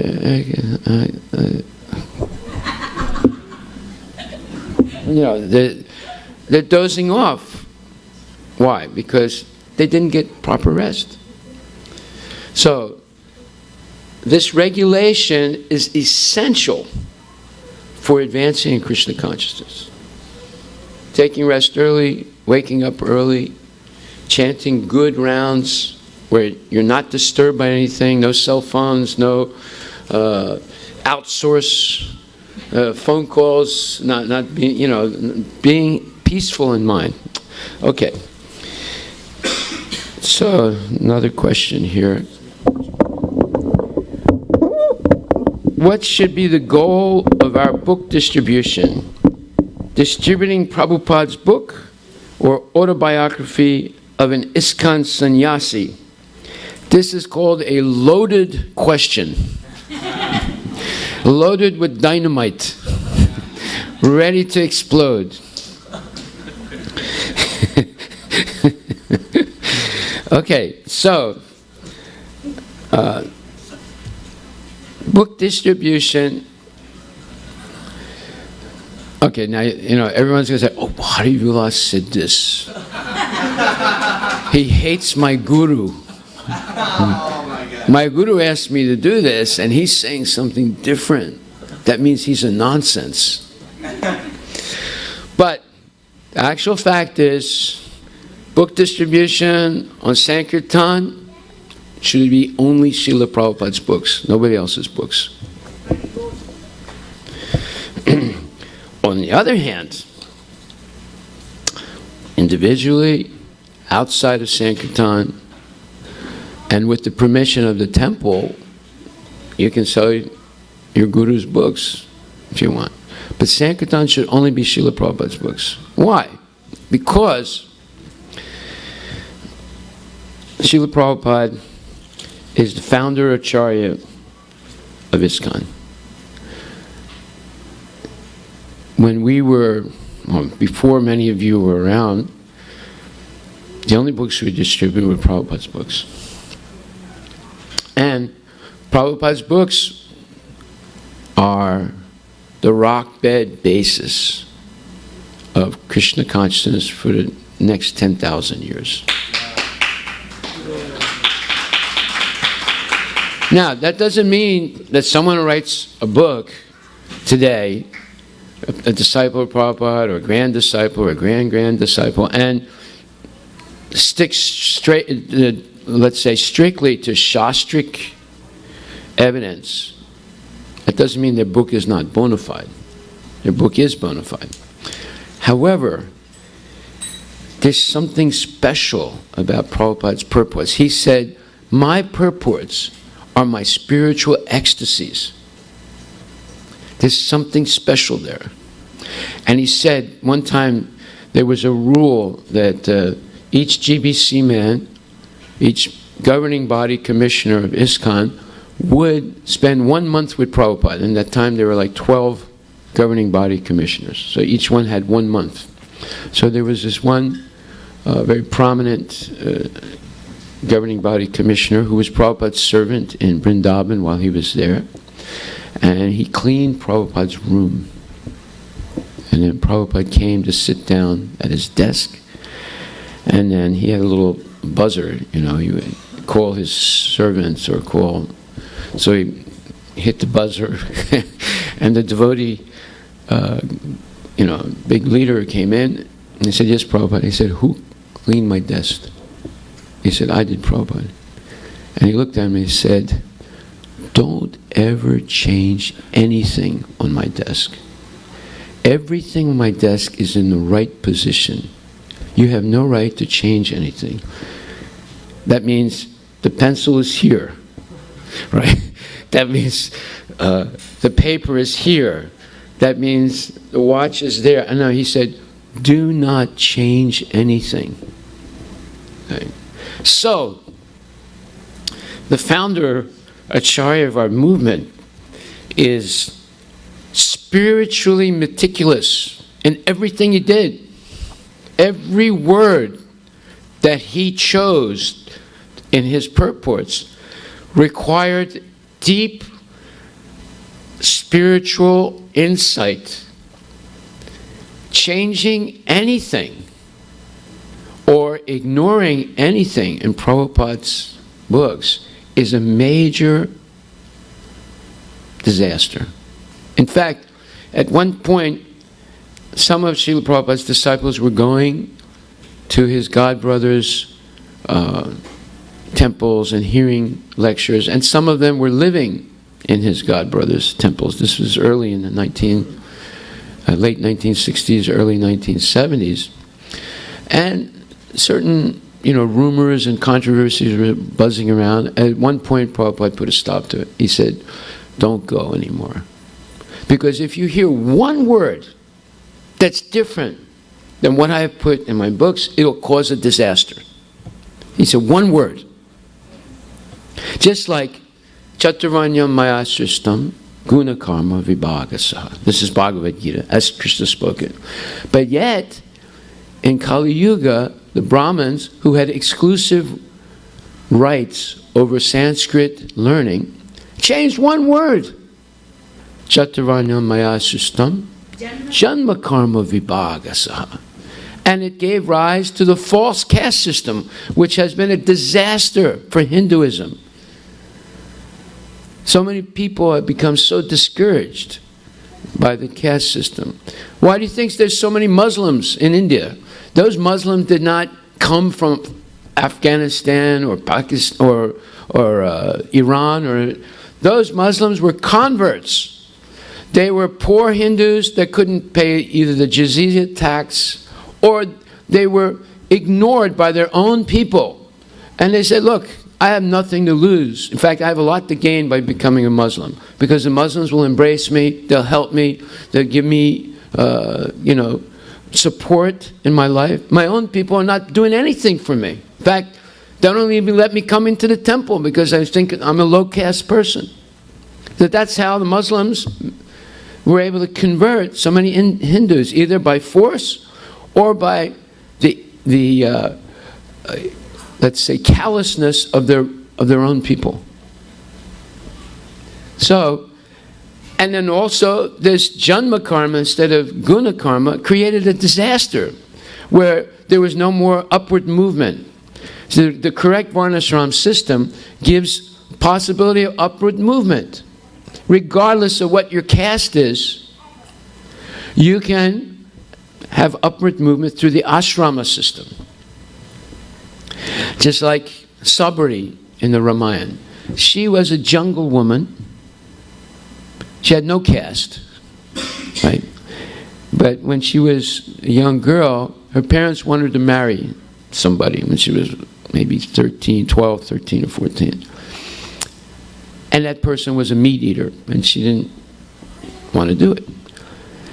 So it's not like today, a girl can run away from home and hide out in San Francisco or someplace. The Vedic society was so tight, and she was an outcast anyway. She was a tribal. So her only possibility was to run away from home and live in the jungle, alone. No education, no help. So she sort of vacillated toward the ashram of Matanga Muni, but she couldn't even enter that because women were not allowed. So she stayed on the outside, and she would try and hear his lectures, and she would go and collect fruits and roots. She would take rocks off of trails and thorns, so that the disciples, when they go out, their feet wouldn't get hurt. And she would leave the fruits and roots outside the entrance of the...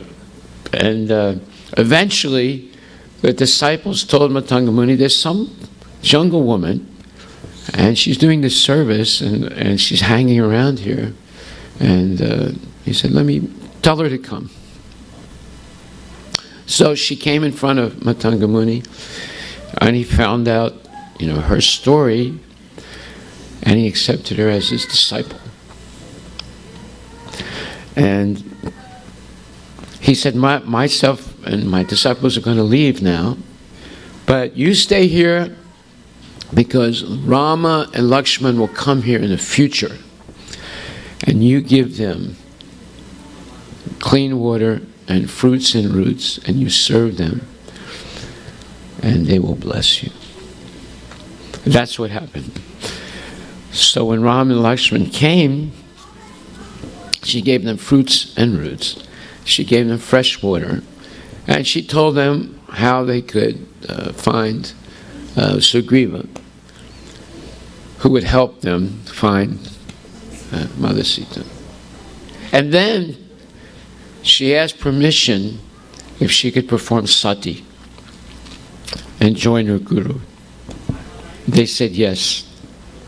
She built a fire in front of Rama and Lakshman and walked into it. And as her body was consumed, a celestial body rose up with the smoke of the fire. And she paid her, obeisances to them and got their permission to go and join her guru. So, this is Vedic culture. There's always upward movement in the Vedic culture. But there's no upward movement in the false caste system. And that whole thing happened by changing one word. Not the whole Bhagavad Gita, just one word of it. So Prabhupada told his disciple, he said, don't change anything on my desk. Well, imagine what that means, the weight of that statement when it comes to his books, when it comes to anything that he's done. any standard that he's established. Now, I'm not saying changes in books are wrong or whatever. I'm just saying that this was the meticulous nature of Srila Prabhupada. So, another question here is, I'll take a long one. This morning, Maharaj, you read a verse from Srimad Bhagavatam which states that the foremost reason for the living entity to come to this material world is to experience sexual enjoyment. So the question is why, amongst all Krishna's pastimes, that the living entity among all Krishna's pastimes, that the living entity want to imitate, why sex is the number one, which follows another question, in this activity not available in spiritual world for the jiva soul? Okay, this is asked by Janavatsala Prabhu. Okay, so I'm going to start to translate this from the Spanish accent of Janavatsala. He's saying basically, and it's not sure that Maharaj said this, we'll have to double check. He says, this morning, Maharaj, you read a verse from Srimad Bhagavatam which states that the foremost reason for the living entity to come to the material world is to experience sexual enjoyment. So the question is why? Well, Pumsta Striya Maituni Bhavam. So that verse, 5th canto, 5th chapter, 8th verse, says that it didn't say that you come to the material world to enjoy sex, although which of the 4 regulative principles do you think would attract someone to come to the material world from the spiritual world? Smoking marijuana? Gambling? Eating meat? No way.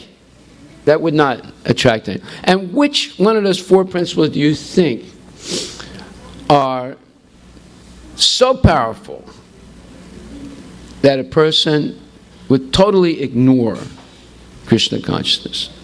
Even devotees. Which one of those 4 principles do you think devotees might be breaking even though they're chanting Hare Krishna?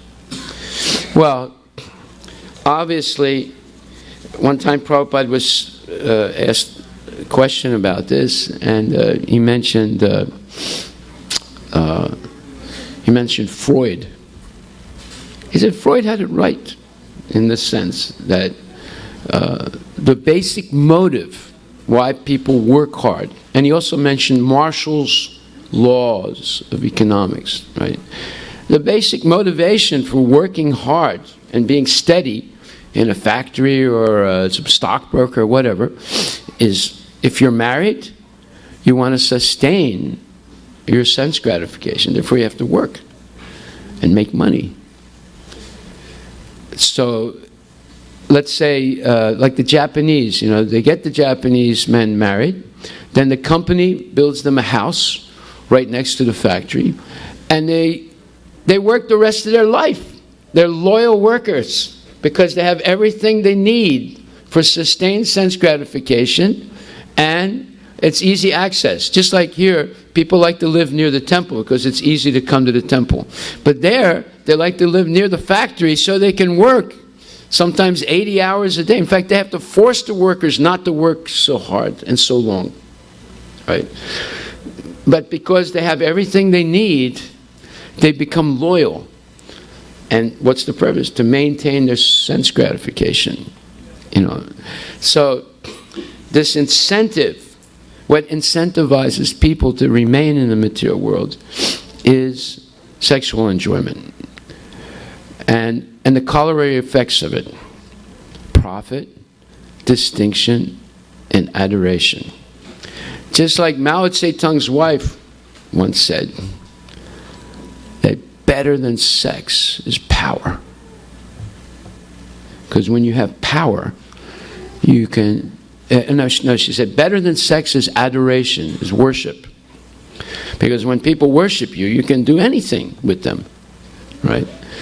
So therefore, the corollary effects of sex, sexual enjoyment outside of Dharma, Dharma viruddha bhutesu kamosmi bharatarsava. Krishna says, I am sex life according to the principles of Dharma. So sex is not forbidden. It's encouraged. Even Bhaktisiddhanta Saraswati Thakur said, if I could bring someone in this world who becomes a devotee, I'm willing to have sex 100 times. Right? So, not that sex is discouraged, but in every activity, human activity, there is the correct way to do it and the incorrect way to do it. And the incorrect way is not to follow the principles of Dharma. And the correct way to do it is follow the principles of Dharma and bring into this world children and help them to become Krishna conscious. So, his second part of his question is basically, well, the answer to the first part of the question is, and according to that verse, Pumstastriya Maituni Bhavan, Aho Chetra Sutapta Vitar Janasya Mohayam Ahamameti. I was on a morning walk once with Prabhupada. And during that walk, Prabhupada stopped and he said, I was on that walk, Sham Sundar was on that walk, and Aravinda. It was early in the morning in Paris, out in the suburbs. And it was a very sunny day. The sun had just come up. It was very, very pleasant. And Prabhupada stopped. And he kept looking forward, but we were behind him. And he said, Sham Sundar, why are all the grihastas in Maya? And it was like 10,000 pounds fell on all of us. Of course, I wasn't a grihasta at that time, but Sham Sundar was, and Aravinda, I think, was. So they remained quiet. They didn't say anything. And he said, and Prabhupada said, yes, this is their position. And then he began to speak. When I first came to America, my plan was only to make sannyasis. Then he remained silent. We didn't know what to say. And he said, but then I saw this is not possible. So therefore, let them get married. Husband gives one son to the wife. Wife goes to Vrindavan. Son and the husband takes sannyas.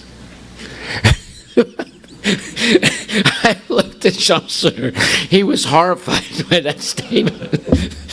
And then Prabhupada said, but then I realized this is not possible. Therefore, let them chant Hare Krishna. So, as we kept walking, he stopped in front of a house and he said, look at this iron grid fence.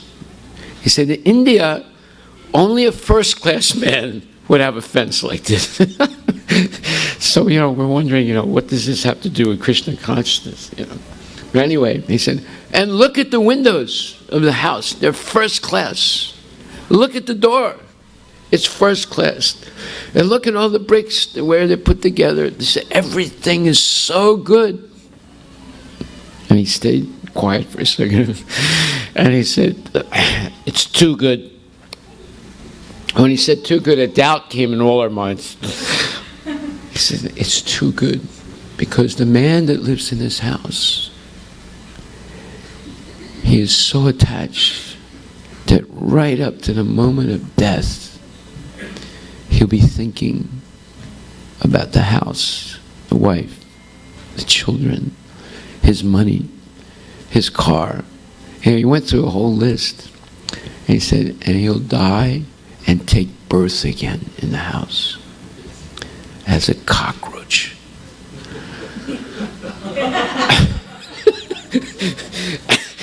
It took the breath out of all of us. I mean, we couldn't even breathe.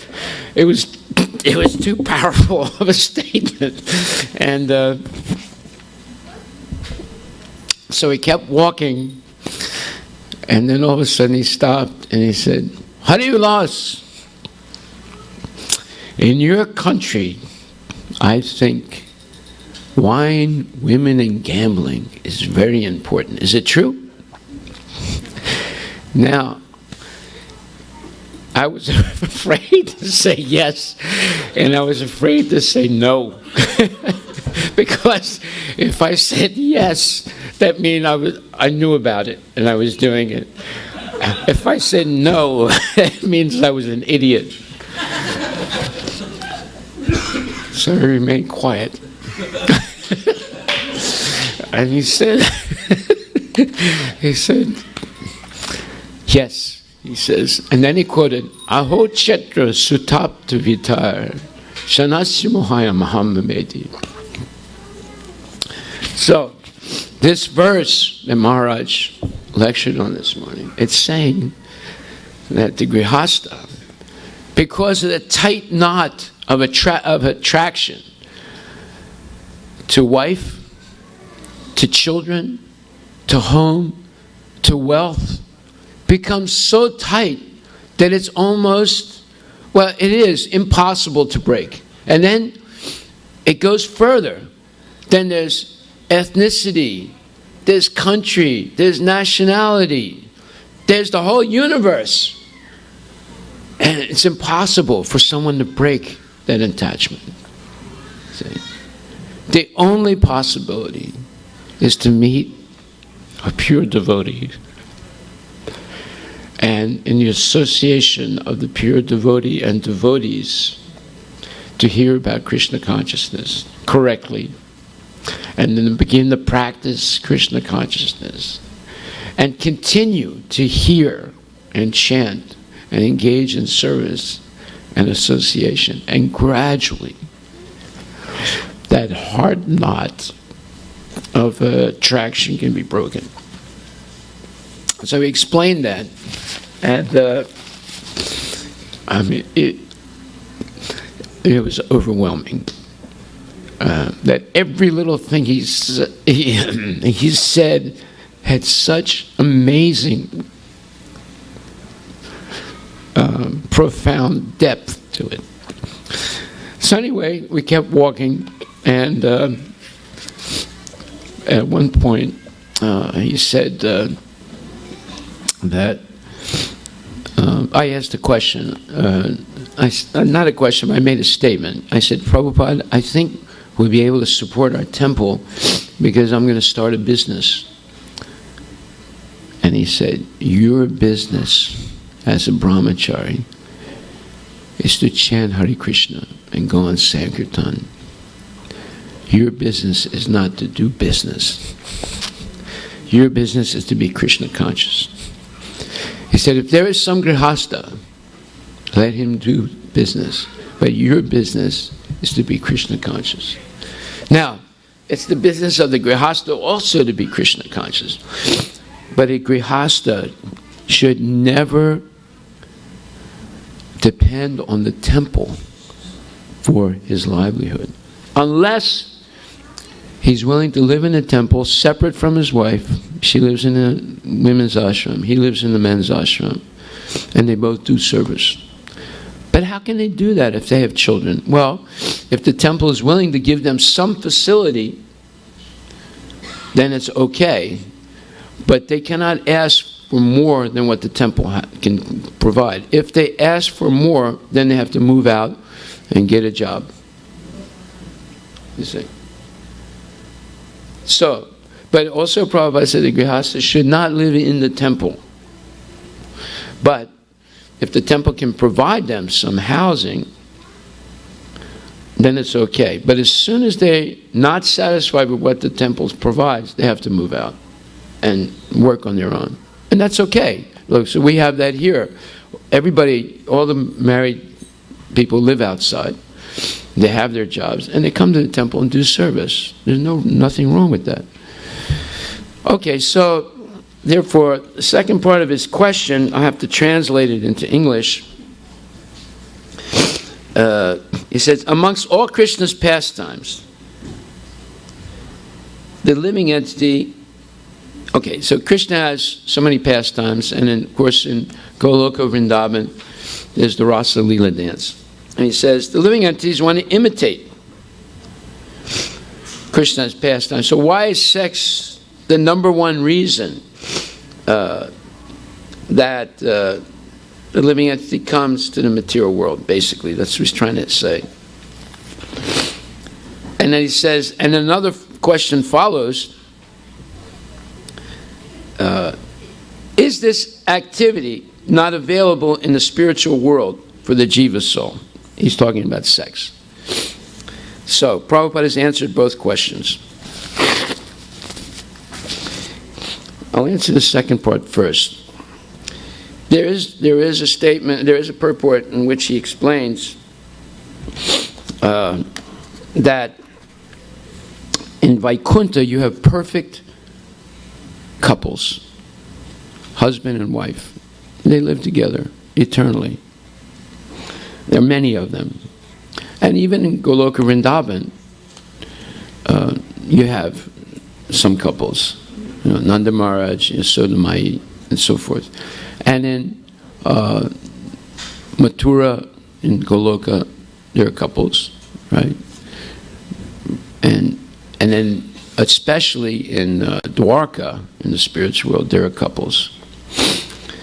However, they do not engage in sex the way we think of it. But there's one purport that I've read of Prabhupada where he does say in Vaikuntha, there is kissing and hugging. And he does imply that even there may be some sexual activity. However, it's not the way we understand it, sex. But in Goloka Vrindavan, there's no question of sex in the way we understand it. Because the gopis have no desire to enjoy. Their only desire is to please Krishna. So sex in this world is engaged in for personal enjoyment. And when that personal enjoyment is not there, there's separation almost immediately. We don't understand what it's like to have no desire for personal gratification, simply desire to please Krishna. We don't understand that mentality. It's explained in the Chaitanya Charitamrita in the 4th chapter of the Adi Lila in depth. But we don't. It's very difficult for us to understand it because we've gone through so many lifetimes of wanting to enjoy ourselves and dominating and exploiting material nature. So this question is not properly asked.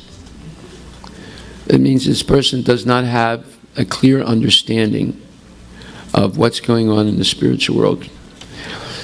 What's going on in the material world is due to the living entity's envy of Krishna. They come here to try and emulate him, and they're given a chance to do that, but it's impossible to emulate Krishna. It's impossible to imitate Krishna. There's anukara and anusara. So one is imitating and one is following the principles. So following the principles that Krishna demonstrates is total. We follow the principles of the sincere devotees of Krishna, and that's total dedication to pleasing the Lord. So the pujari doesn't put oil on Krishna's body and then smear it on his body or her body, right?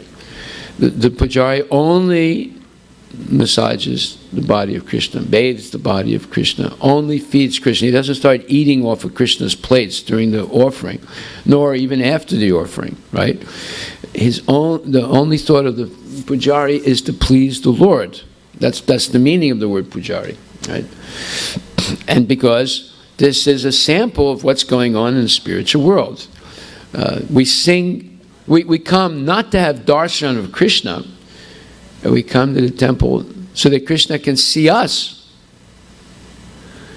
and see us bowing down, see us chanting for him, see us offering something to him, see us speaking about him lovingly. Just like when Krishna went to the camp of Nanda Maharaj and Yasoda Mai and the gopis and the residents of Vrindavan in Kurukshetra, as he and his sister Subhadra and Balaram approached the camp, they could hear Nanda Maharaj and the others speaking about Krishna with words of love. They went into a state of ecstasy. That's what this form of Jagannath is. It's a state of extreme ecstasy when the appendages of the body, due to the extreme state of ecstasy, are absorbed into the body, and the eyes increase and different things happen. There are symptoms of transcendental ecstasy.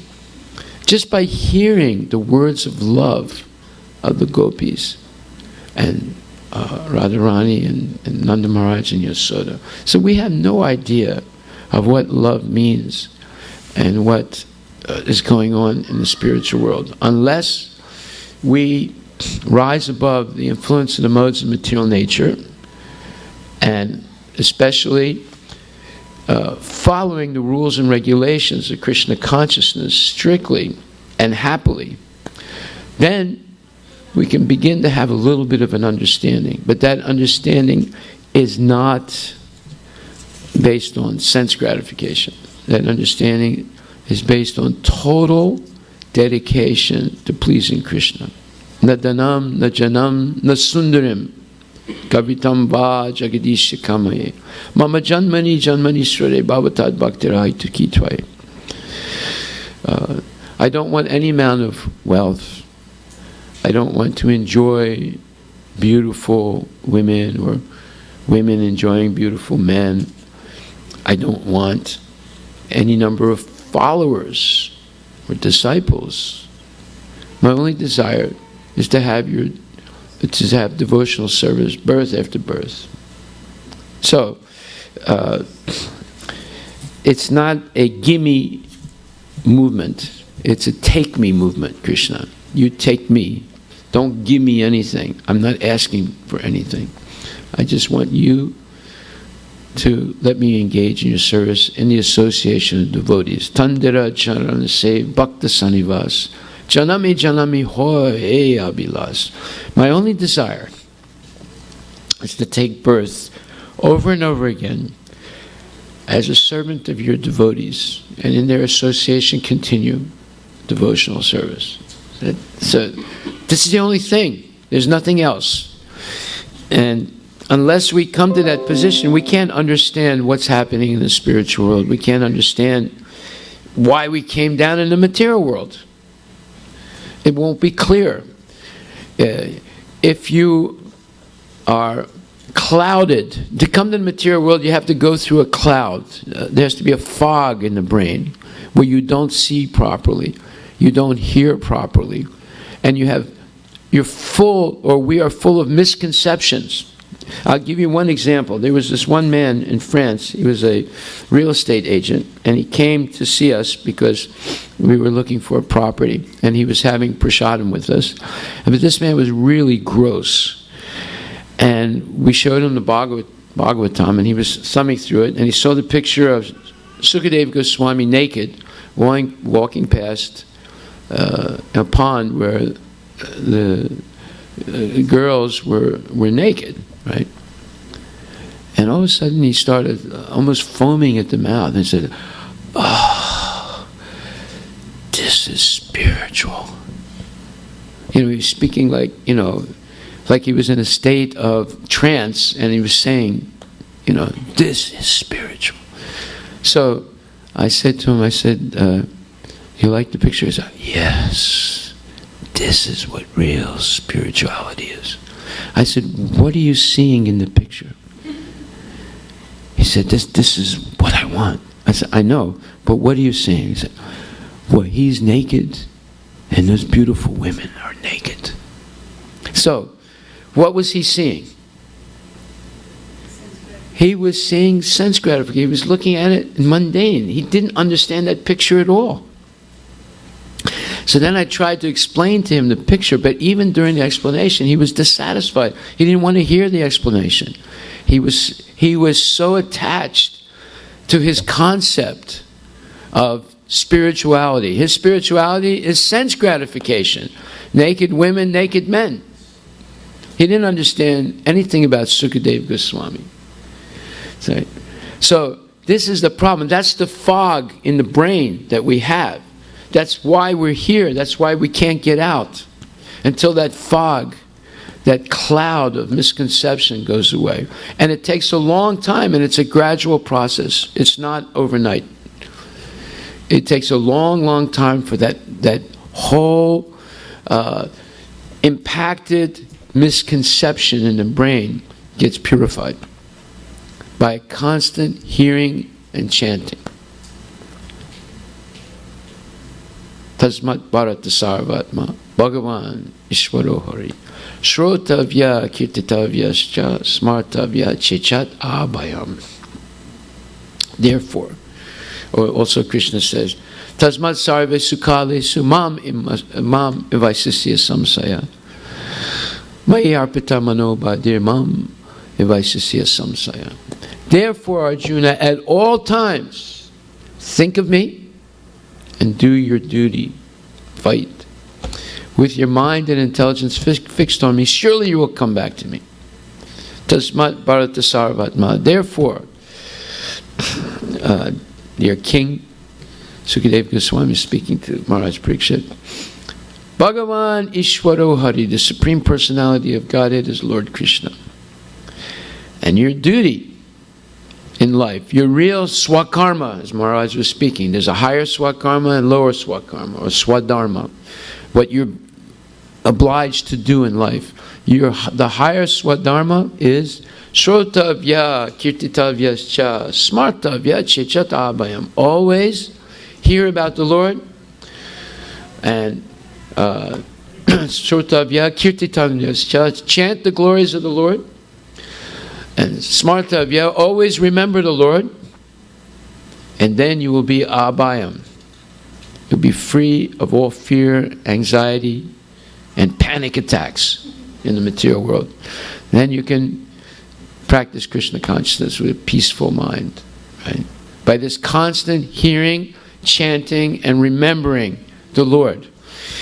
Therefore, then you can get a little bit of an inkling of what's happening in the spiritual world and understand it's nothing like what we're experiencing in this material world. So there was once two fish. They were looking at the moon. And one fish said to the other, he said, "Hey, what's that?" And the other one said, "It's a fish." He said, "Well, how come it's so shiny?" He said, "Because it's a shiny fish, idiot." He said, now I understand. You see. So, manyate, atmavan manyate jagat. We project our infirmities, our misconceptions on whatever we see.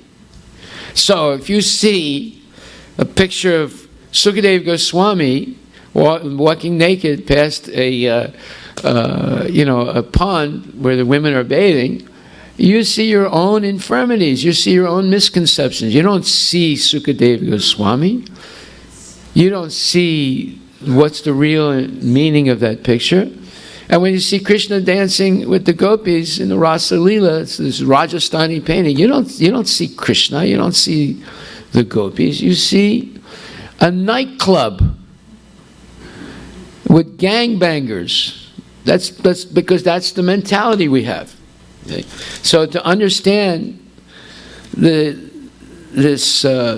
question, one has to be free of all material attachments and completely be dedicated to Krishna. Then one can begin to understand that you cannot imitate Krishna. And we cannot even have an inkling of what's going on, really, in the spiritual world. Okay, so, next question, hypothetical question. If a disciple of Srila Prabhupada attempted to fulfill one of his desires, but it was executed improperly due to the disciple's improper understanding, is it possible that such a disciple could become perfected if they did something totally opposite to what Srila Prabhupada wanted? Well, what do you think the answer is? No. But how can he say that he's a disciple if he doesn't get guidance from his guru? So he's not a bona fide disciple. This is not a bona fide question. Yeah. Huh? Yes, there was a phone. I gave it to somebody. He's not a bona fide disciple if he tries to attempt to do something without getting guidance from Shiksha or Diksha Guru. So when we talk about Guru, this is the other point. There's not just Diksha Guru. It's just like you can't make a tapestry with just longitudinal threads. The whole thing will collapse. You have longitudinal and horizontal threads, and they're tightly bound. Then the tapestry can have some meaning to it. And also, you cannot be a disciple unless you have Shiksha and Diksha Guru in your life. If you only have Diksha Guru, you say, I don't listen to anybody else, I only listen to my Diksha Guru. That's the formula of falling down. How much does your Diksha Guru see you? Right? He might only see you once a year or once every 5 years. So who's going to correct you then? Yes. So this is not a proper question again. If a disciple of Srila Prabhupada attempted to fulfill one of his desires, but it was executed improperly due to the disciple's improper understanding, is it possible that such a disciple could become perfect? Obviously not. And he's not a good disciple because he would have to get instructions from bona fide authorities in order to attempt whatever service he wants to do. So, and then I think this is the last question. Is it possible to reach Vraja, meaning the spiritual world, without having become 100% pure in love for Krishna before death? That is, realization of Swarupa Siddhi, dash prema, etc. Well, what do you think? Yeah, it's another silly question.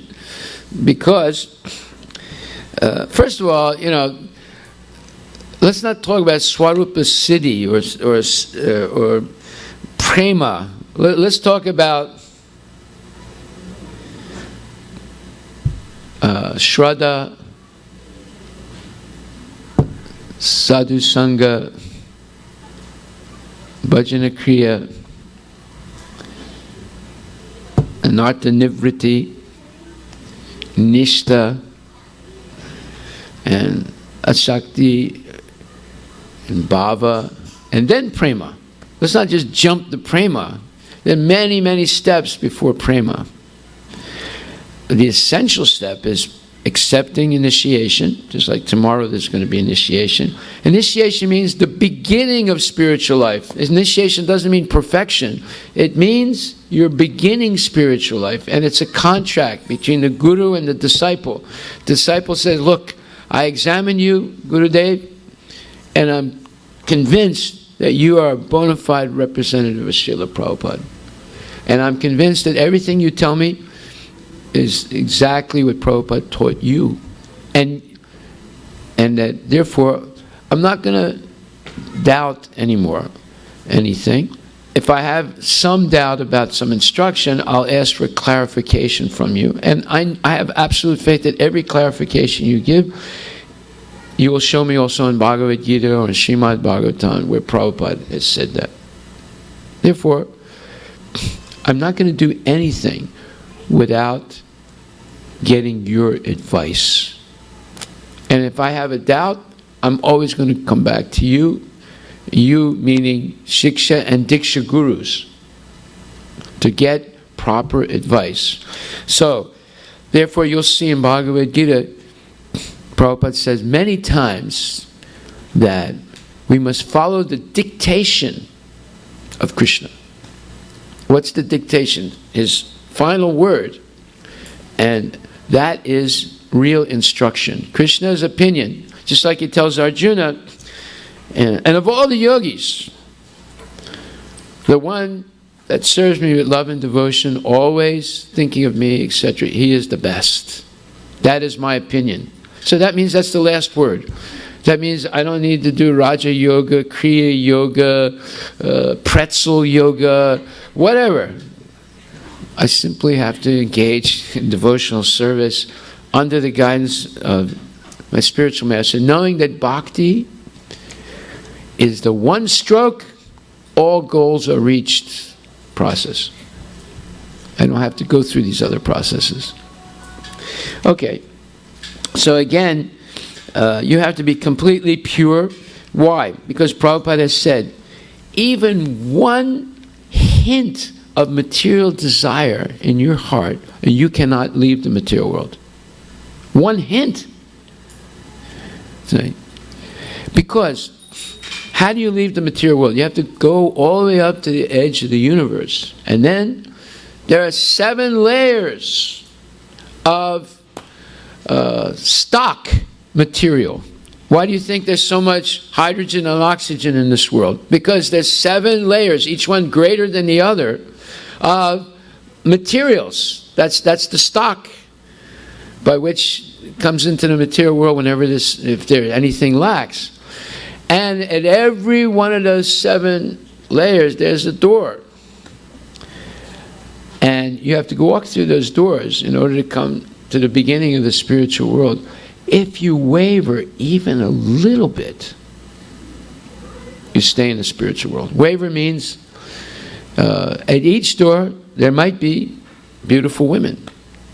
There might be very delicious food. There might be Trump Tower, you know, and an invitation, come in, I'm going to give you a job. Just like once there was a disciple came up to his guru, his prospective guru, and when he had personal darshan, he said, Maharaj, I love you more than anything in this world, and I hate my wife, I hate my work, I hate material life. Please, Maharaj, I want to live with you forever. So, you know, Guru Dev was sort of overwhelmed by his zealousness, you know, and he said, well, okay. He said, Maharaj, I never want to leave you. Please, let me hold your feet. He said, okay, take it easy. He said, you go back to your family for 1 week, and then I'll call you. He said, why? I hate them. I can't stand my wife. I can't stand my children. I don't like my work. I want to stay with you. He said, look, you want to accept me as guru? He said, yes, Maharaj. Anything you say, I'll do. I just asked you to do something. You're refusing to do it. I said, okay. I go, but reluctantly, Maharaj. 1 second away from you is like 12,000 years from me. I said, okay. He said, thank you.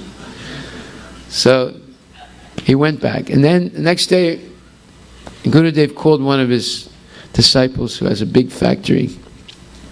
And he said, here's the address of this man. He said, offer him a big position in your factory.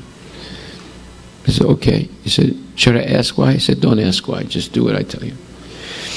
So that day, this big factory owner called up the prospective disciple.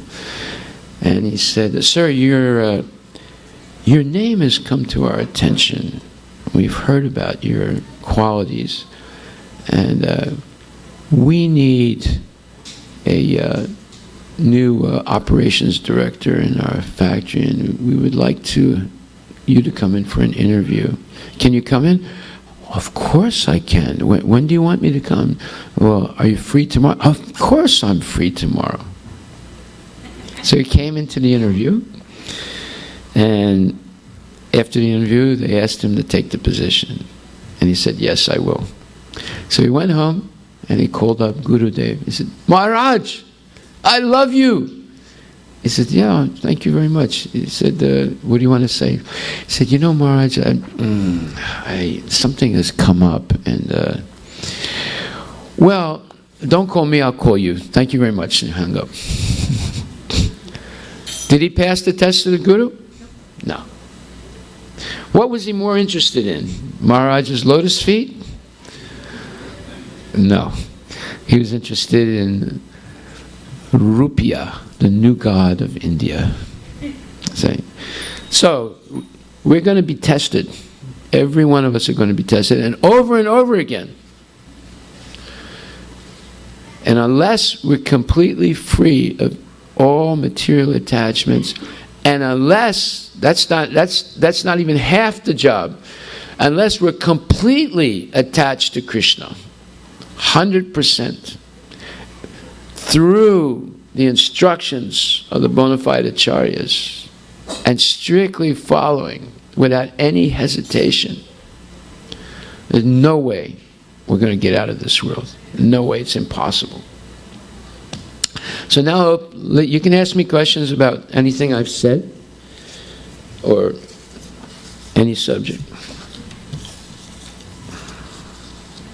Or any comments. Would you like to make some comments, Prabhu?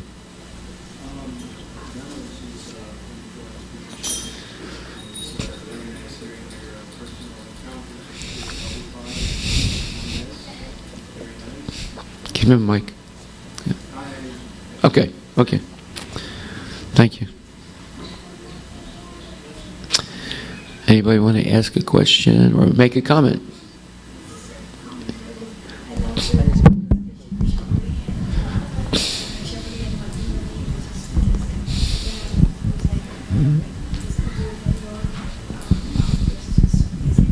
Haribol.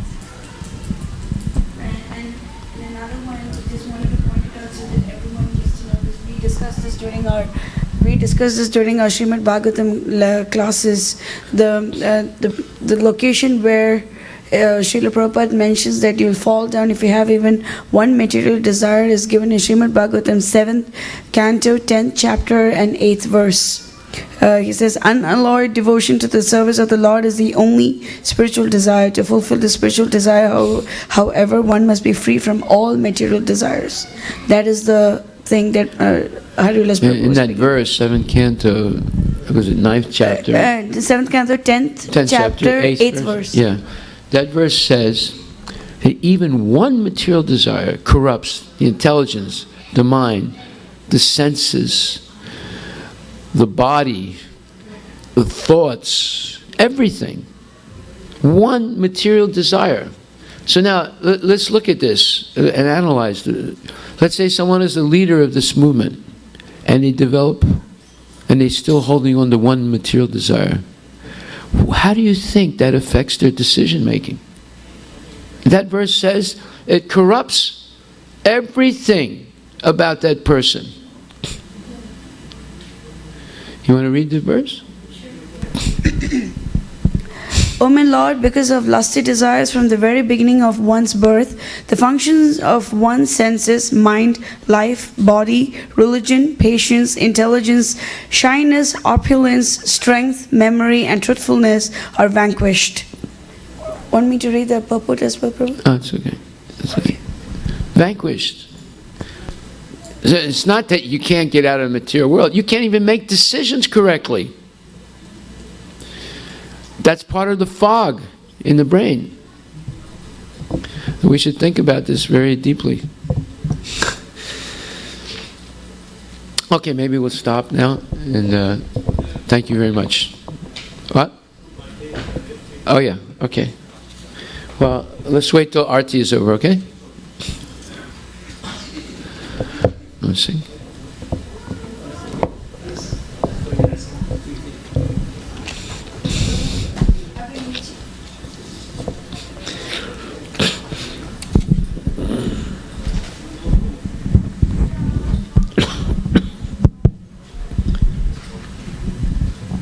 Namo Vishnupadaya कृष्णपृष्ठाय भूतले श्रीमते भक्तिवेदान्त स्वामी इति नामिने नमः विष्णुपादाय कृष्णपृष्ठाय भूतले श्रीमते भक्तिवेदान्त स्वामी नमस्ते सरस्वती देवे गौरवाणी प्रचारिणे निर्विशेष शून्यवादी पाश्चात्यादिशतारिणे सरस्वती देवे गौरवाणी